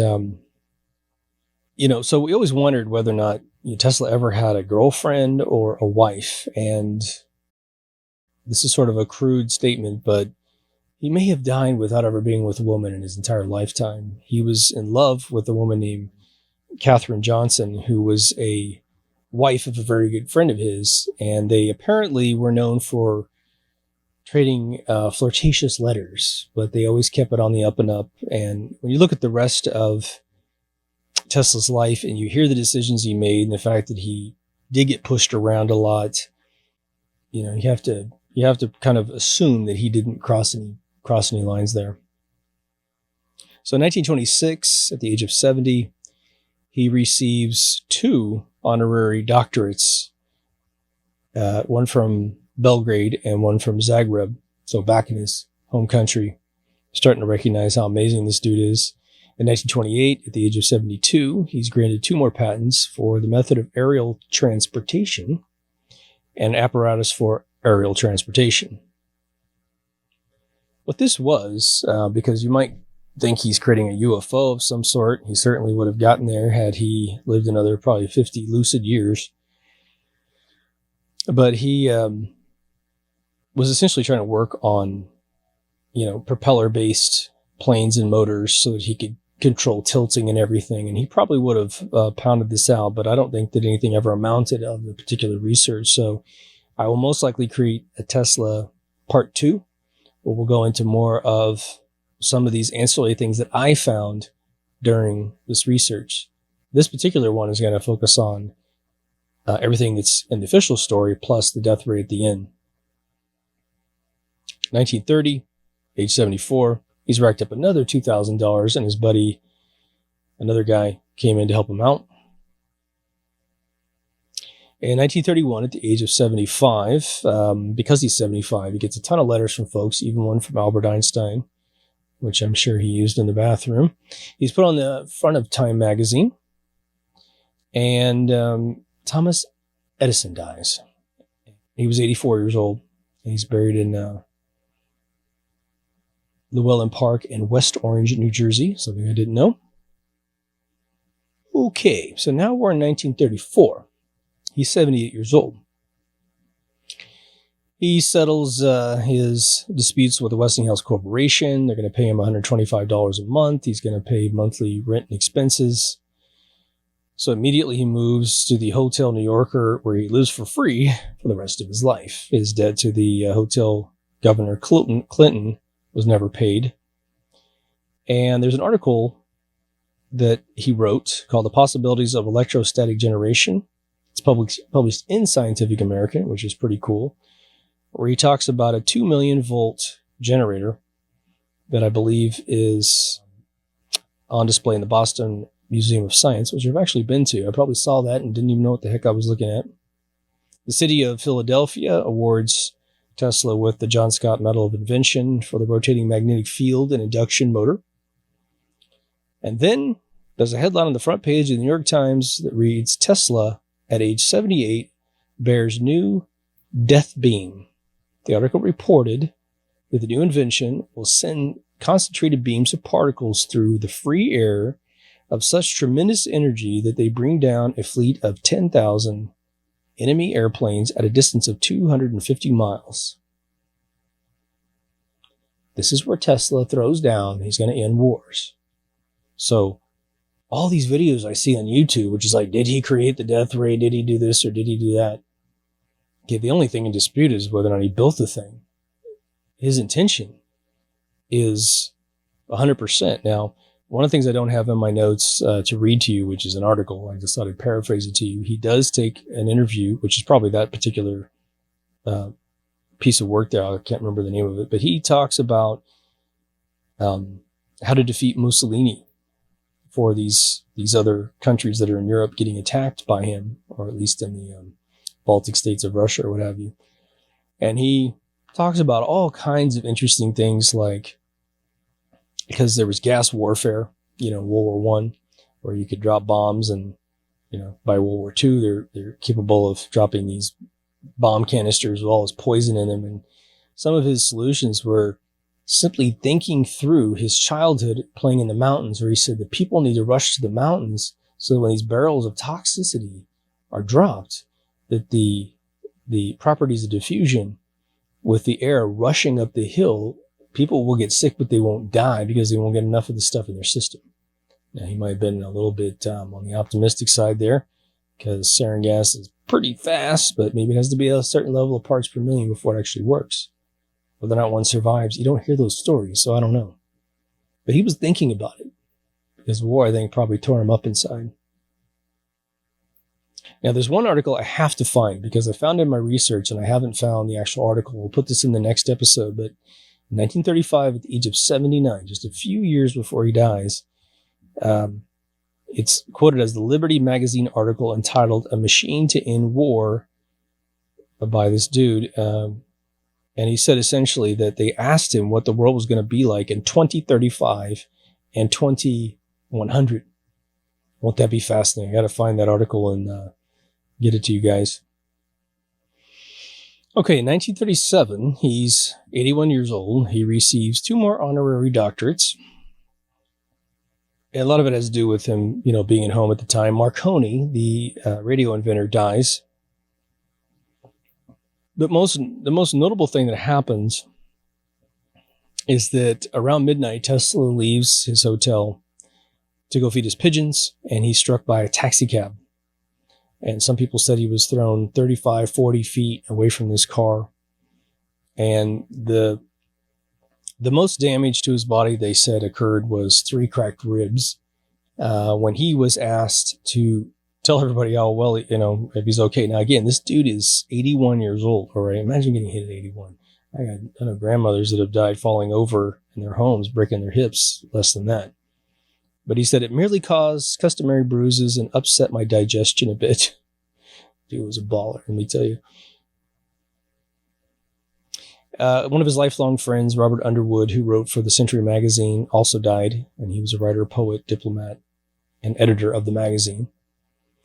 Now, the other thing is that Tesla now sees that war in Europe is going to happen. He just can't stop it. So he composes a treatise entitled The Art of Projecting Concentrated Non-Dispersive Energy Through the Natural Media.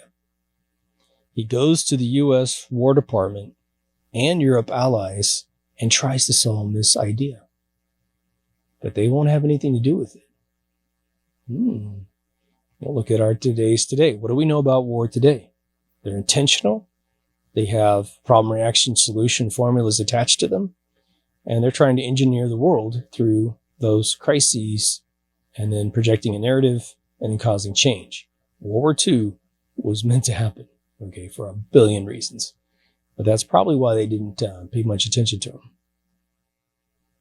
So in 1938, at the age of 32, the most notable thing is that he was visited by Peter II, which I guess became a ruler in his Serbian roots. And he was a Yugoslav. But apparently, Tesla loved this guy and basically said, I think you're a really upstanding guy. I think it'll be fantastic that you become a leader. I don't know anything about that area of the world. I guess he did become a leader. You have to tell me. So in 1943, it's the final year of Tesla's life. He's 86 years old.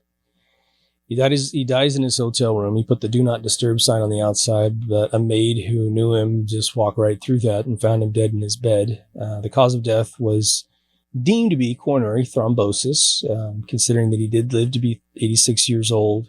He lost 2 laboratories to fire. It almost seems like if anyone was after him, if any of those fires were intentional, they had respect for the dude. Like, let that guy live because he's generating a bunch of patents we're going to end up using and monetizing later on. But this is where we get the true potential conspiracy that the FBI ordered the U.S. Office of Alien Property to seize all of Tesla's belongings. And the dude that seized all of his stuff was Dr. J.G. Trump, who was an electrical engineer for the National Defense Research Committee of the Office of Scientific Research and Development. So a lot of his paperwork disappears for a long time. Now, again, it had been lost in fires. And again, you think about Alexander's library burning up. And for those of us that believe that anybody with the right mind prior to burning the place would steal all the books and then burn the place down and say, oh yeah, all that information's gone. And those in power rock and roll with it, right? But Tesla was given a state funeral. It was attended by 2,000 people. And then his body was eventually cremated and buried in New York. Now, eventually, his family came and got his ashes and took them back overseas, which I think is kind of cool. So this is what's also interesting. The year that he dies, there was this dispute about Marconi creating the radio or Tesla creating the radio. And apparently, Marconi was trying to sue the U.S. government for the use of the radio during the war, and which was still going at the time. And so they eventually reviewed Tesla's paperwork from 1893 and basically determined that, dude, as much as you created the information protocol across that wire, across the transmissions, you didn't invent the radio. And so they threw it out and dismissed Marconi's case against the U.S. government. Now, by 1945, and the exact date, I'm not quite sure whether or not the war had ended or not, but there was a big, I guess it was just after the war ended, okay. There was this huge renewed interest in that beam that he was talking about, right? And so they sent it to Patterson Air Force Base in Dayton, Ohio. Right, Patterson Air Force Base, Roswell. That's where they sent the remains of the Roswell crash. But they created a project called Project Nick, N-I-C-K, like the name. Heavily funded project. And so the results of all the experiments were never published. And the history is it was apparently discontinued. Okay. Remember what I told you about the Star Wars satellites that were deployed in the late 80s, and then they told the public that it was canceled? And this is a bit of a formula. Brilliant. They did create a death mask of Tesla, and in 1952, his buddy, who was the sculptor, created a full statue of him, which is super cool. I think they created two, as a matter of fact. Now, before we go into the death ray explanation of what I think it is, having reviewed his own paperwork, I'm going to go over some interesting little tidbits I found that just aren't really year-to-year relevant. But Tesla did talk about substances, drugs. And he essentially had figured out that that he said that a great mind needs a stimulant of some sort. Now, coffee ended up wreaking havoc on his system. I guess he's pretty sensitive. But he had some pretty interesting takes on drugs. You know, he said, one, everything you do has got to be taken and enjoyed sparingly, so don't overdo it, right? He's thought that chewing gum drains the glandular system, which was revolting. Didn't like alcohol much. He liked tobacco. He thought tobacco eases the mind. But he also thought that abstinence was a restriction that led him to enjoy or to work better. Very interesting. I mean, gosh, I guess if you have sex, you're not brilliant. What am I doing wrong?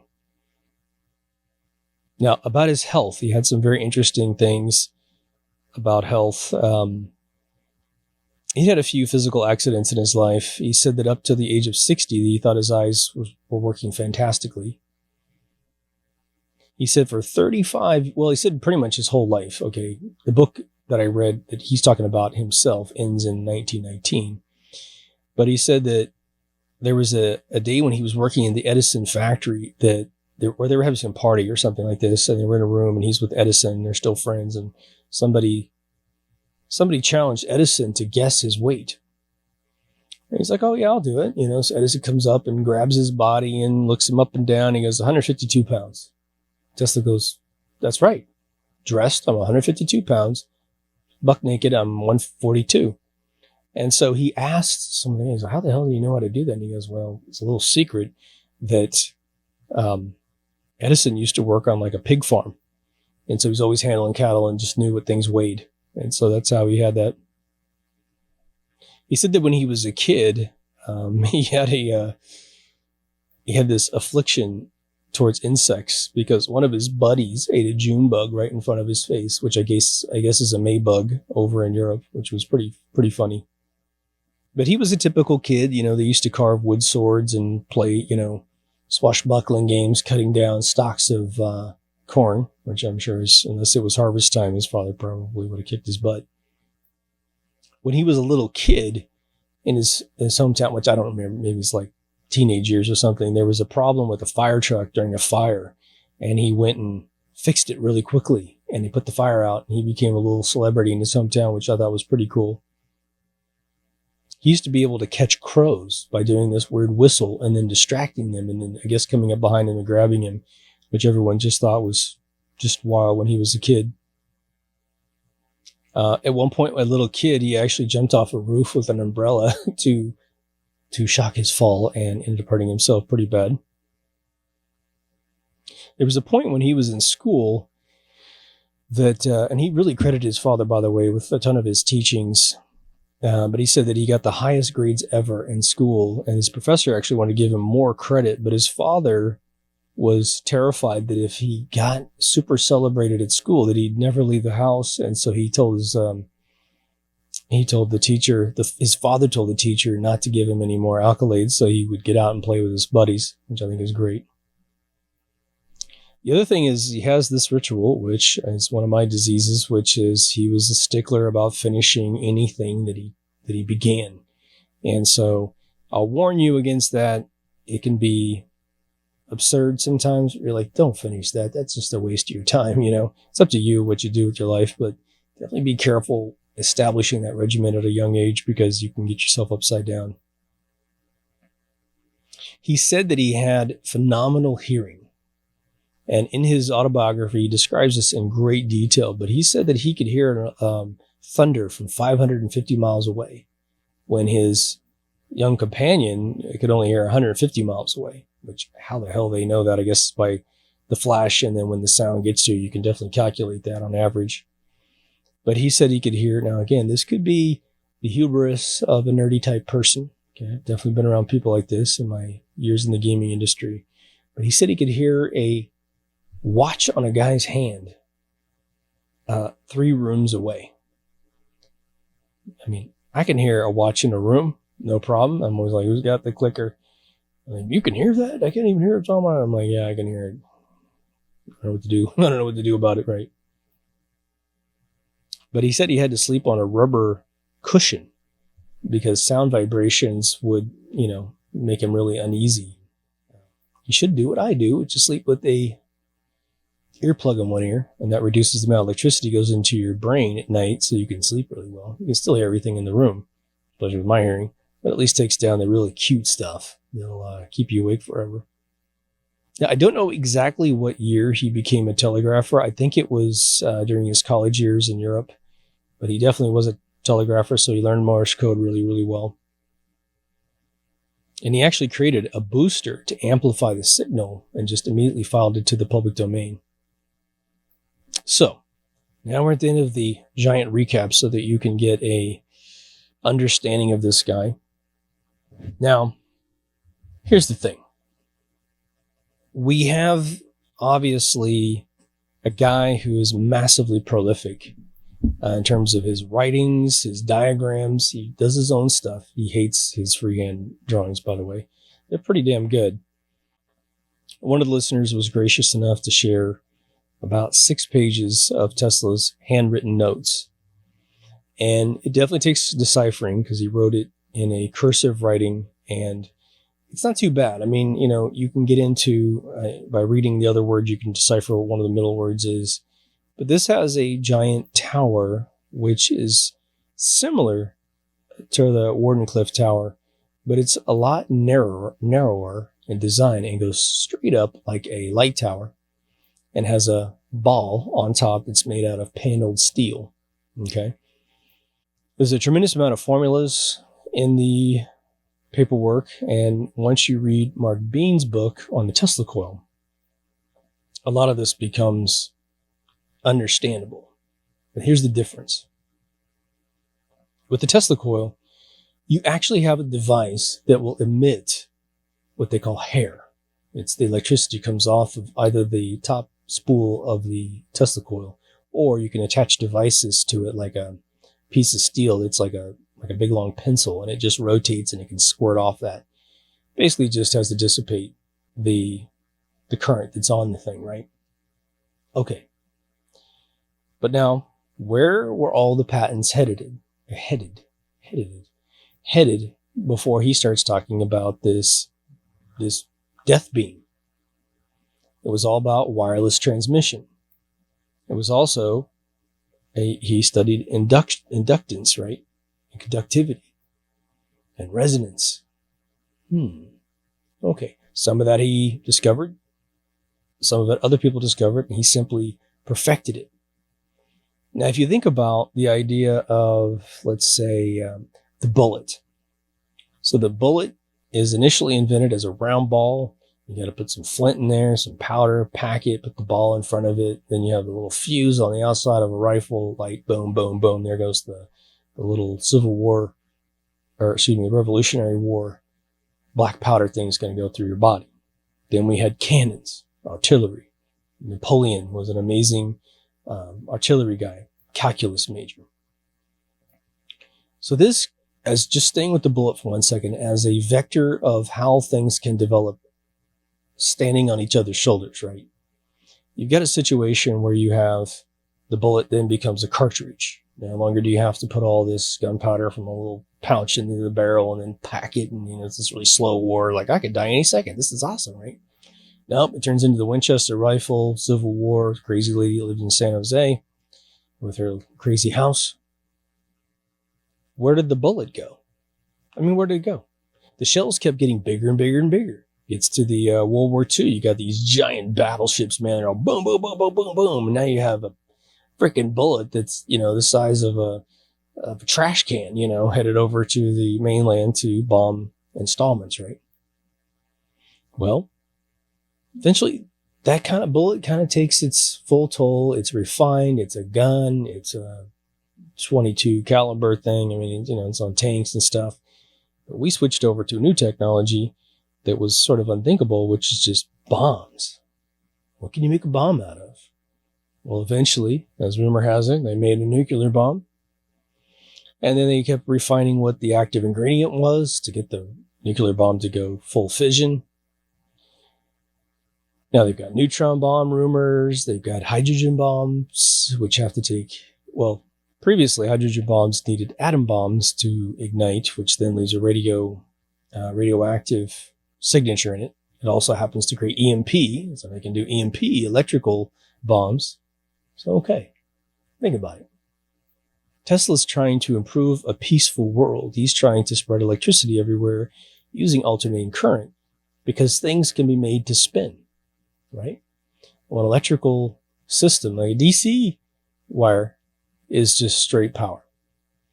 A rotating engine is going to have one half of the cosine wave go up and down, all positive. But when it rotates underneath, it's going to create a negative underneath.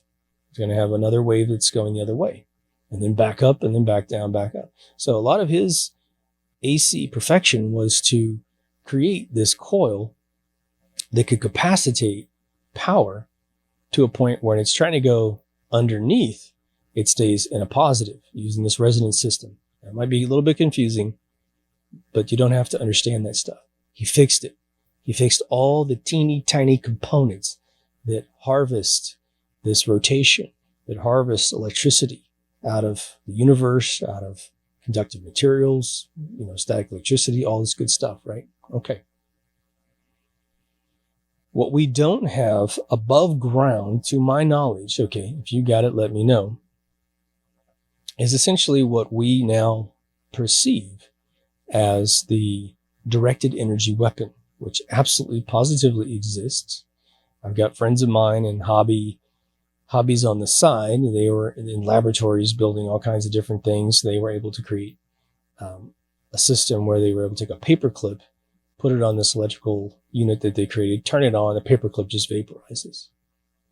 Okay, that's the same principle on a minute level that your directed energy weapons works. Now, if I had to guess, I think that a directed energy weapon is a device that is primarily in orbit using wires that hang out the back, or maybe it's just gathering, capacitating in a giant coil using the Van Allen belts, which are very electrical, even a minute amount, right? Tesla proved a minute amount can be coiled up, capacitated up to have pretty much infinite power. It's probably a point where the circuit just has gone full, don't need any more. Then, with a particular, literally, pieces of conductive metal, you could point it like a laser and zap a particular diameter on the ground, depending on how you squeeze the beam. Obviously, the wider the beam, the more electricity you need to keep it strong enough to do anything. Smaller and tighter, less power. What's happening is this. All those nuclear bonds that are holding all the atoms together are getting interrupted. Now, if you go to an ethereal model of the universe, such as Tesla, back to Faraday did, every invention was based on the manipulation of ether. Again, physicists after Tesla, who didn't invent anything, who didn't patent anything. Again, Einstein's Nobel Prize, barnacled prize, was based on the photoelectric effect, that he had no knowledge of how it worked. When he did lectures around the world, scientists were like, we asked him basic questions. He doesn't even know his own Nobel Prize invention works. They put him on the Nobel Prize so they would get the Nobel Prize. It's a little trickaroo of getting awards, right? I'm assuming at some point, through just sheer erosion of using his electrical equipment, he probably realized that the materials that were used in his devices were eroding. The more electricity, the more you got erosion. Colorado Springs might have been the catalyst, because that was the most insane Tesla coil ever created by Tesla. Again, the Wardenclyffe Tower would have been the big opus of his career, but it was never turned on. Big bummer. So in this paperwork about this tower, of which does not say anywhere on it that I remember, death ray or death beam or anything like that. Everything is strategically created. Its height, its width, its diameter, the amount of power that would be put inside this thing. Most of that's obfuscated, but through equations in the documentation, and if you read the average equations related to a Tesla coil, it all starts to match up. But now, what's not happening? Okay. The romantic version of a Tesla coil in a video game, especially Tiberian's Son by Westwood Studios, one of my favorite studios I ended up working for about a year. You build a Tesla coil. It's in a bunch of video games, right? And it zaps everybody who goes by, like these tower defense games where all the troops go by. And it just zap, zap, zap, zap. Now, you could create that, and it would definitely have an amazing effect, but then you just Faraday the vehicle, and you'd probably be okay. Now, Faraday's cage only works with one principle, and that is that the electrical frequency that's hitting the Faraday cage remains at the same frequency. If it's crawling up and down the frequency spectrum, it can go through the Faraday cage and kill you. So luckily for us, lightning bolts are pretty much a solid frequency, and it's so super fast that when it hits a plane, you're perfectly fine. When it hits your car, you're usually fine. And when you're dealing with electronics of the Tesla coil level, and if you're an electrician, tell all your friends not to kill themselves, but you don't want to be barefoot on the ground. You don't want to wear leather soles. You want to be wearing plastic or rubber. There's a lot of PPE boots out there that are rated for electricians. Again, I don't think anyone's going to be building a Tesla coil because they watch this show. But if you get into it, understand it's a very dangerous thing. You can kill yourself in a second in your backyard. You could literally plug in a Tesla coil that's a tabletop Tesla coil, costs you $500, and you can die on the first use if you just stand too close to it, mess around with it. And we're talking instantaneous death, okay? So be super duper careful with all this stuff. But now, what was Tesla talking about? In his article, he talked about a tower that's going to create this beam that can knock 10,000 planes out of the sky at 250 miles. That's pretty intense. It's not, forever in terms of, distance. It's about 2,000 miles between England and Canada over the Pacific, right? As Marconi proved. He's talking about basically a transparent beam of power that until it reaches the frequency of which the beam is resonating towards this conductive material, it won't do anything at all. It's completely invisible. Well, that's induction. You can take your phone on one of those little chargers in your house, and you could actually technically, put your hand on it without the telephone. Nothing's happening because you're not what it's looking for. The little gritty sticker of metal on the back of your battery inside your phone is picking up the power coming out of that charger and using inductance to charge the battery. It's basically transmitting wireless technology. The Teslas, a bunch of electric cars can park over this thing on the ground and it charges the car without plugging it in. It's slower than being plugged directly into the wall, of course. So how does this death beam work? Well, it's exactly like the theories of the now completely existent directed energy weapon. One can figure out what the plane's made out of, dial in the frequency of that particular metal, aluminum, metal, whatever. Imagine this. Imagine that the plane is made of mostly aluminum, but the bolts of a particular plane at a very specific points are steel, stainless steel bolts. Okay, well, you've got kind of a Faraday cage that is the vehicle itself.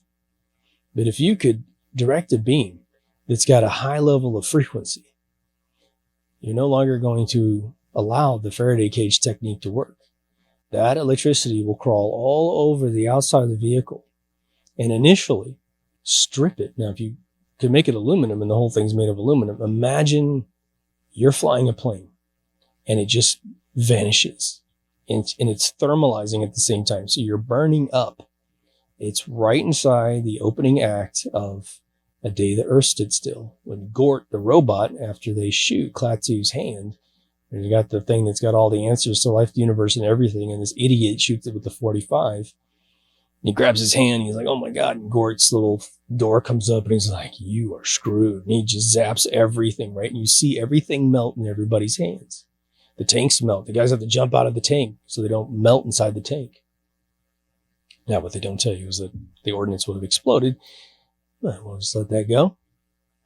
So, one, you could take the whole plane out. Two, you could just take the components out. The motors are always exposed because there's always an air intake into a motor, jamming air through it so it doesn't overheat. Well, here comes that electricity. Whew. It metabolizes into power right when it hits the metal and blasts it away.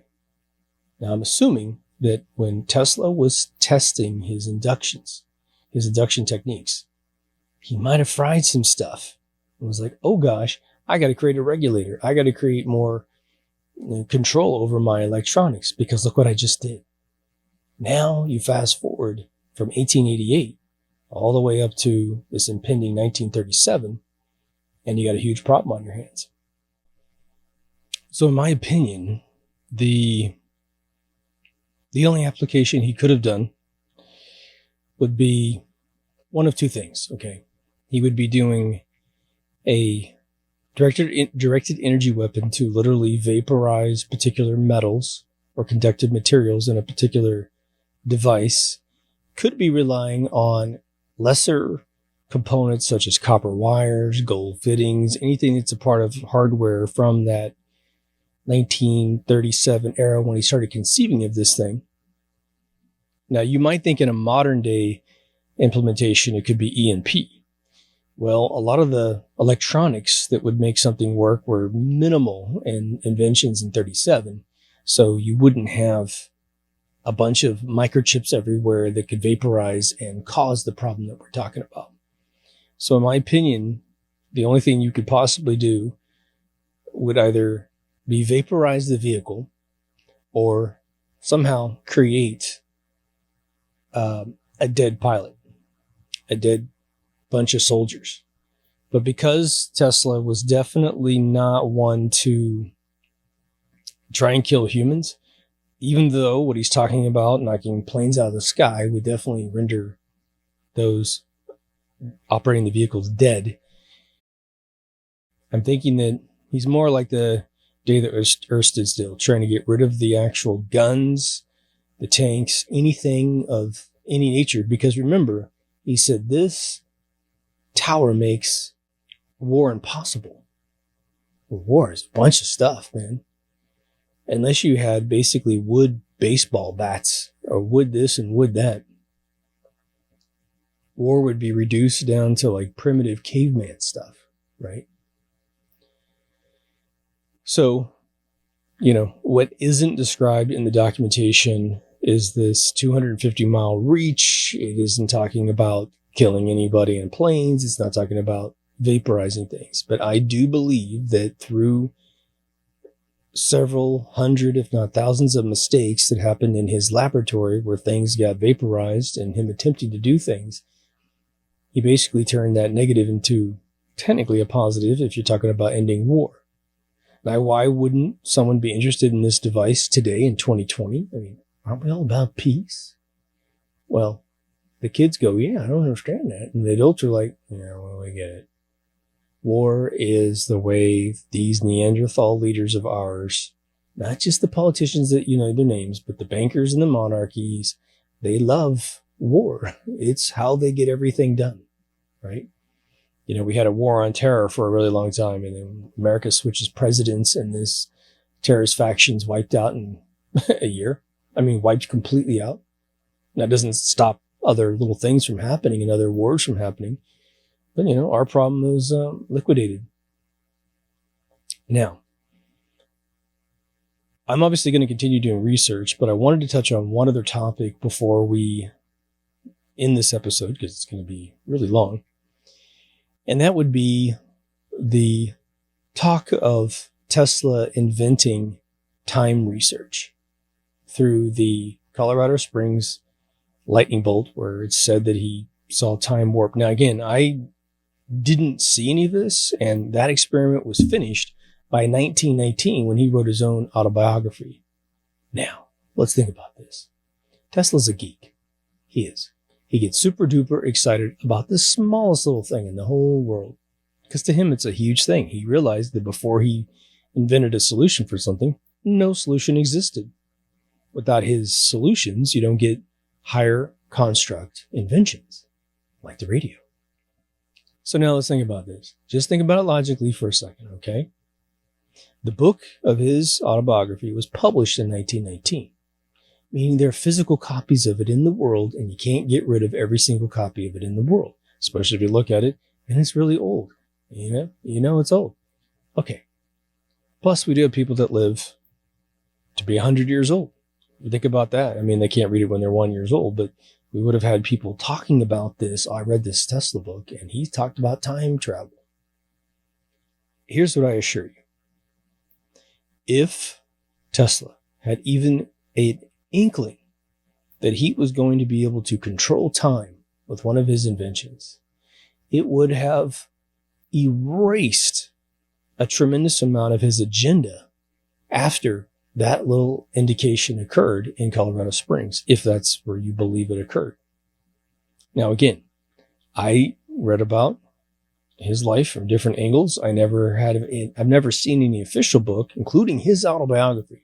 We know why editors would potentially be influenced to get rid of, things that talk about things that are potentially dangerous for our enemies to get a hold of. Well, you just plug a battery in and make a Tesla coil, and you travel back in time. Okay. The time travel in itself is something that I've done a couple episodes on.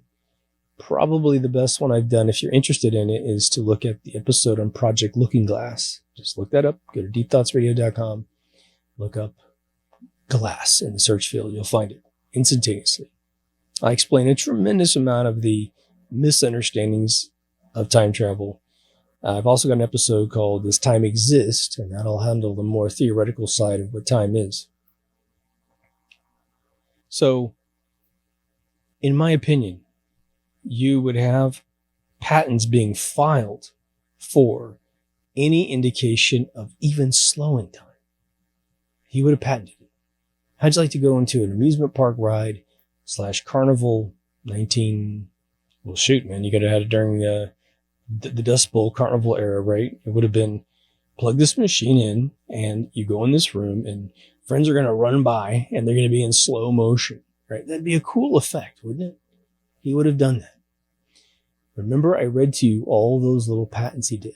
An ozone machine. He perfected turbines and little switches and all kinds of weird stuff for aeronautical stuff. He was patenting every single thing that he could patent. And I think that it would be utterly ludicrous to believe that he would have touched on time travel without leaving behind a published paper in Scientific America. He could have even said, like he said with his death ray, the death ray is the real one, the death beam, or whatever you want to call it, the beam to end all, the weapon to end all wars, to make wars impossible. That he talked about at length through interviews, through papers. And again, these documents I'm going to be scrolling by the screen during that previous section definitely look like the Tesla coil that would be the death ray catalyst. And now let's think about this. Here is one of the unfortunate things about our world, and hopefully this isn't news to you. The rich and powerful of this world, who, if you really need to know who I'm talking about, you just ask, who owns that bank? And then when they give you an answer, you go, who owns that bank? And you give an answer, you give an answer. You keep going until there's no other person. When you reach the end of that, you've reached the tippy top people that I'm talking about. And you're going to find out that you're not allowed to know their names. Okay. So I have monarchs all over the planet, except in America. Okay. So in order to build that beam that makes war impossible, it would have to be much, much more powerful today because we have a lot more arsenal out there. You're going to be stuck in Tesla's shoes. You're going to need today hundreds of millions of dollars to build this device. At least the land, the construction, the testing, more testing. But you know that'll never happen because it poses a national security threat to any country that would be allowing it to occur. So that device will never be built to end wars. It will be bought to fight wars. Maybe as a defense shield, it'll be used, but any country that develops it's going to use it for offense as well as defense, completely negating Tesla's good soul. So the summation of Tesla is, from my perspective, is you have a very innocent, wonderful human being. He is, he had some simple rules that could be construed as narcissism, but it would be essentially, he sort of wanted credit where credit was due. I don't think for any second he needed awards. I think that if you could inspire him with money attached to the award, the Nobel Prize comes with a fair chunk of change. I can't remember what it was back in his era. Maybe you got to solve through it to take the money because he could turn that into research. I think it's interesting that the only real, and who knows what kind of mindset he had towards the end, but the only claim of like mental, perhaps dementia, would have been his inability to pay his hotel bills. That's about it. But I really don't think that that was the case. I think he just realized, I only got a few more years to live. Let's just milk this thing. Plus I'm famous, right? What was interesting about Tesla and his creations is that he so gave to the world everything that he made, that these hotels charging him money to stay was sort of that old analogy I gave you a long time ago, that if you invented a zero-point energy system, don't hold your invention back to make money, because if you release it to the world, the whole world stops paying for electricity. And then anywhere you go, you get free gas, free meal, free lodging, free everything, because you've just wiped out trillions of dollars worth of revenue that fuel these crazy nutbags that love war, which is the cage that we're trapped in because we're just idiots, you know. So anyway, hopefully you enjoyed the finale episode of season 5. Thank you for waiting so long for this. I'm going to do a double header out the door. I won't say what that episode is in case I change my mind about that episode at a future point. But we're going to go continue with the bonus episodes until season 6 debut. And so I appreciate all of you hanging on for a really long time. To all those who donate to the show, special thanks. Even if it's just $1, it means the same. Appreciate that. But that's where you go to deepthoughtsradio.com for all the feeds, video, audio, social media. We have a locked Facebook group that's really awesome. We have, again, a couple ways to donate, which is PayPal Direct or Patreon. It just helps provide time to come up with these massive episodes. The other one is we have a all new remastered season 1. So it's often a different channel. Just be aware that that's the case. And we also have a store, which is going to get some play because I'm building a different one and figuring out all kinds of cool stuff. So everything takes time. Right now, the big focus is on the intro of season 5 or season 6. Excuse me. 3-7, 5-7. All right. Take care of yourself and somebody else. And I will see you in the next Deep Thoughts. Over now.